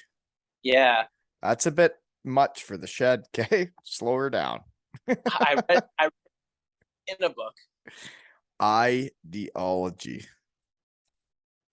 You Okay. should know that, Molly. That's not that big of a word. Just kidding. So then you do decide to go back though. So then you just take a break from it, or do you still do it while you're playing over there on your 12-day I, bus trips or I was still plane working. rides? Yeah, I was still kind of working. I was still like doing some stuff, handling some business, managing some accounts. I couldn't really work full time, but I did it when I could. And I went back just because the opportunity to hang with the guys again. It was pretty much the same core of guys on that Kunlun team, and I just couldn't turn it down. And got to live in Moscow, which was like honestly one of the best cities in the world, man. It is. Moscow's awesome, eh? Oh, Yeah. it's a wagon. I mean, that's the city. Like, what do you do? What are you doing for the days off there? It's like a Russian New York City, a Russian Chicago. It's a big city with I don't lots of think I'd fit in, man. New York City, all these big cities, man, they frighten me. I like being in dirt roads in the country, and like in my shed. hey, we had some like Calgary boys on our team that love Moscow, so you'd find a way to love it. And plus, maybe it's because the guys we had a good again. We had like 8 guys that we partied a lot, so Well, that's and maybe it's also different though when you're in the hockey scene. It's like you want to go experience every different city. You want to go play in the different places. Like I couldn't wait to go to Germany or Cardiff or wherever to like figure out a new city, right? And then when it comes to actual like setting up shop for life, it's a little different. it is. I mean, it is, and you meet people too because like when you're so social, right? You sit down at a bar in Moscow, you start talking to people. Next thing you know, you meet friends, and then you're hanging out with them the next weekend. And they're showing you like art shows. You're going to restaurant openings, or you're like people are so hockey crazy in Moscow because there's like 4 teams in Moscow that like people recognize you. So like you're meeting hockey fans, and you see the other imports from other teams at restaurants, and you're hanging out with some of those guys. It's a great city. They love hockey. And It would be cool to experience. It really would. It'd be cool to see that. yeah, I mean, I'd show you a pretty good time. And they're the fans. What were they like over there? They were great. I mean, they were But loud, you're and playing for a Chinese team out of Moscow, so you probably didn't really have fans on. our team didn't have a crazy amount of fans, but believe it or not, we'd still get a couple thousand because you're just in You're Russia. playing a KHL team and they like hockey.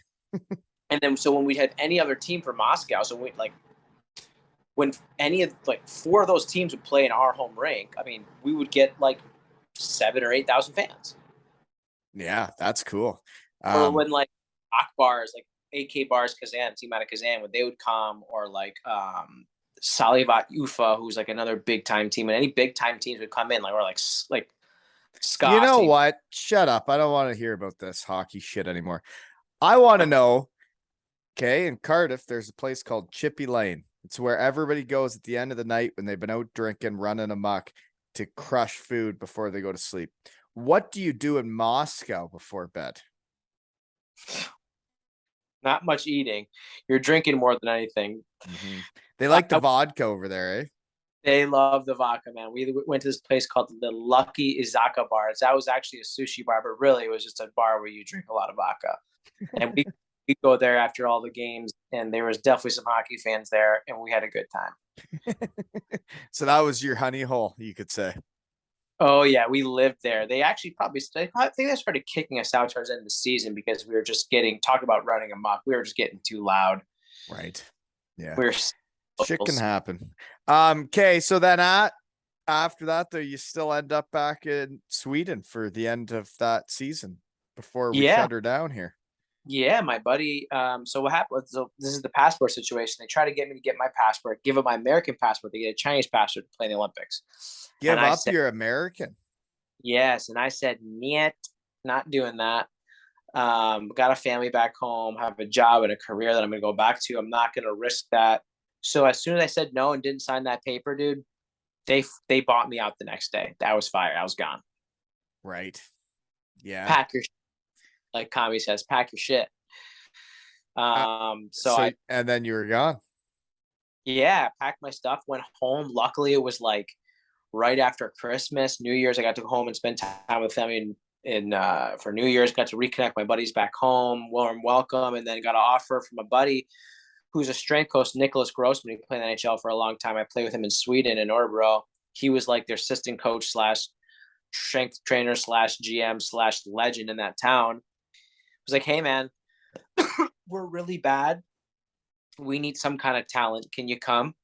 And I was, why not? yeah, sure. For how long? He's like, dude, can you just come for the last month of the season? I was like, yeah, sure, I'll come play some hockey in Sweden. I loved it. So I went back for the last month and just enjoyed it. I just showed up to practice every day, had a good time, tried to hang out, have fun, and play hockey. I really enjoyed it. But it can get pretty stressful, can it? Right? When like the numbers go up or whatever. Like for me, they didn't get up that high, but like when the numbers go up, hockey can get pretty stressful. And then you start living in those different cities and like you got the long travel. Like sometimes hockey cannot feel like that much fun, right? It must have been nice to go over there and be like, you know what? If this is it, let's go have some fun, right?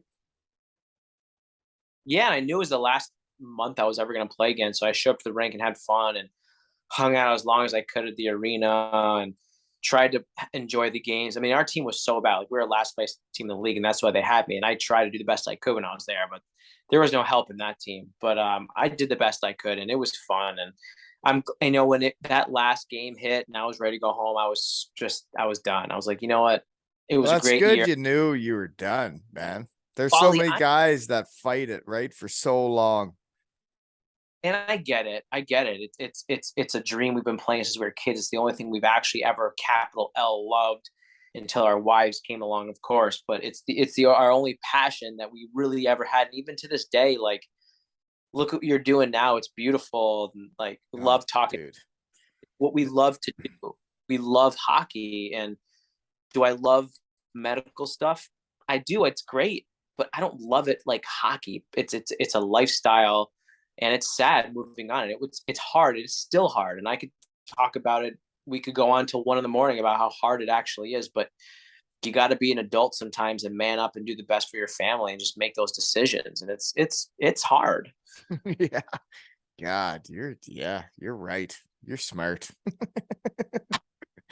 But man, it seems like you've gotten into something good, and it seems like you're making the best of the transition. And yeah, it sucks, but it seems like you prepared yourself well.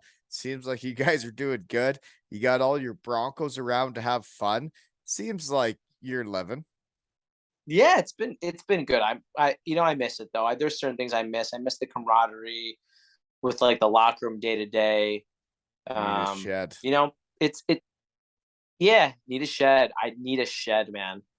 I want a shed just dude, it changed everything for me, man. It like everything I missed about, like, yeah, there's a lot of people I meet in life now, right? That around here. And it's like, but like nobody, I guess, understood like things I'd like to talk about. And it's like they don't want to hear about the shit I've done and what I've done in my life. And it's like now that I get to come here and do this, and it's like you got to do so much cool shit in your career, and you got to live in so many cool places, and you made some money, and you went over there on a tryout in the second league in Germany, and then you get to the KHL and the Swedish Elite League, and man, I'm very proud of you. And like that's how the shed works though, is like I don't know. I think it's really cool of everything you've done, and that you'll make time for me to get to talk about it, because we do want to talk about it. We miss it. I miss it.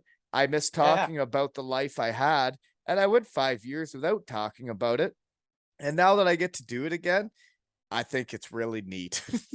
it is neat, and you know what? It's beautiful, and I'm glad you're doing it. Of course, I definitely carve out time to talk about this stuff with you. You're a former Bronco, and those who are listening, Wally was a hell of a player, and coming into the league as a young player, 12, 13, when you're on Falcon. I mean, I was just like, dude, look, these older guys, they're doing it. They're playing over in Europe. They're lighting the league up. I mean, dude, you put up some huge numbers over in Europe, and it's great to see what you've done with your career. And you had some guys on this show too that were like people that don't know about European hockey would know about, like Alex Levitt. I mean, this guy was nasty. Oh, Remember him? dude. Oh, yeah. Levitt was nasty, dude. I mean, guys talk about running a power play. I mean, that guy had absolute one timer, right? I mean, No, he was just setting them up. It was like every time it was right in the wheelhouse, and it would be like a floppy little saucer pass. And the guy that he was passing it to would just nail it, and everybody was open. who's he had a good shot too, but who was he? He was on Schwinning in that year, Yeah, right? he was the hat. He's the disher, man. Who was That the one that was it Hacker? Dan Hacker? hacker. Yeah, that was the guy that buzzed around real fast. Like he was the type of guy that you see him play over there, and he did really well that year. He ran amok. And I think he went to this DL for a bit, but like you see that guy play, and the way he played as like a third liner, and you're like, how does a guy like this not make it? It doesn't make any sense to me, right? And like the Right. way there's guys over there that are good, and they didn't hit their window, I guess you could say, right? Yeah, there's some guys that I played against over in Europe and KHL that were amazed me that I were like these guys are better than some NHL players, some of those Russian guys it's just incredible. So we're all lucky that we got to play and got paid to play, and I'm glad you're doing this podcast to talk about it, and hope listeners enjoyed some of the stories that I've had and that you've had, and hopefully they can Well, use it and it's keep going. interesting, right? We'd never really met, we've never talked, and then you think about all the things we have in common, having kids around the world, but then you both played in Beating High, both were Western Michigan Broncos. You know, it's interesting, right? It is. It's a small world, man, and we all stay connected. And anything I could do to ever help out with any of the guys that are on this podcast, or need anything, And just feel that's the free to reach hockey out. world, and that's Always how it willing to works. talk. And you know what? God darn it. I almost forgot again. This jersey behind me on that side, 2 Ales and Hockey Tales jersey, is up for raffle at aleshockeytales.com. And that is to raise money for Rich Bateman, who is a Sheffield Steelers fan who had a massive stroke, and his son reached out to me, who is a beauty and came to the shed, episode 199.5. 14-year-old kid, James, who is trying to help out his old man and reached out to me. So I'm raffling off this jersey at aleshockeytales.com, and it's £2 a ticket. And I hope everybody can find it in them to buy a ticket and help him out so he can get back to the rink and enjoying watching hockey games again. And that's at aleshockeytales.com, right? Do it. That's right. And this has been another episode of 2 Ales and Hockey Tales with Squiresy? No. What's your Squires? Just Squires.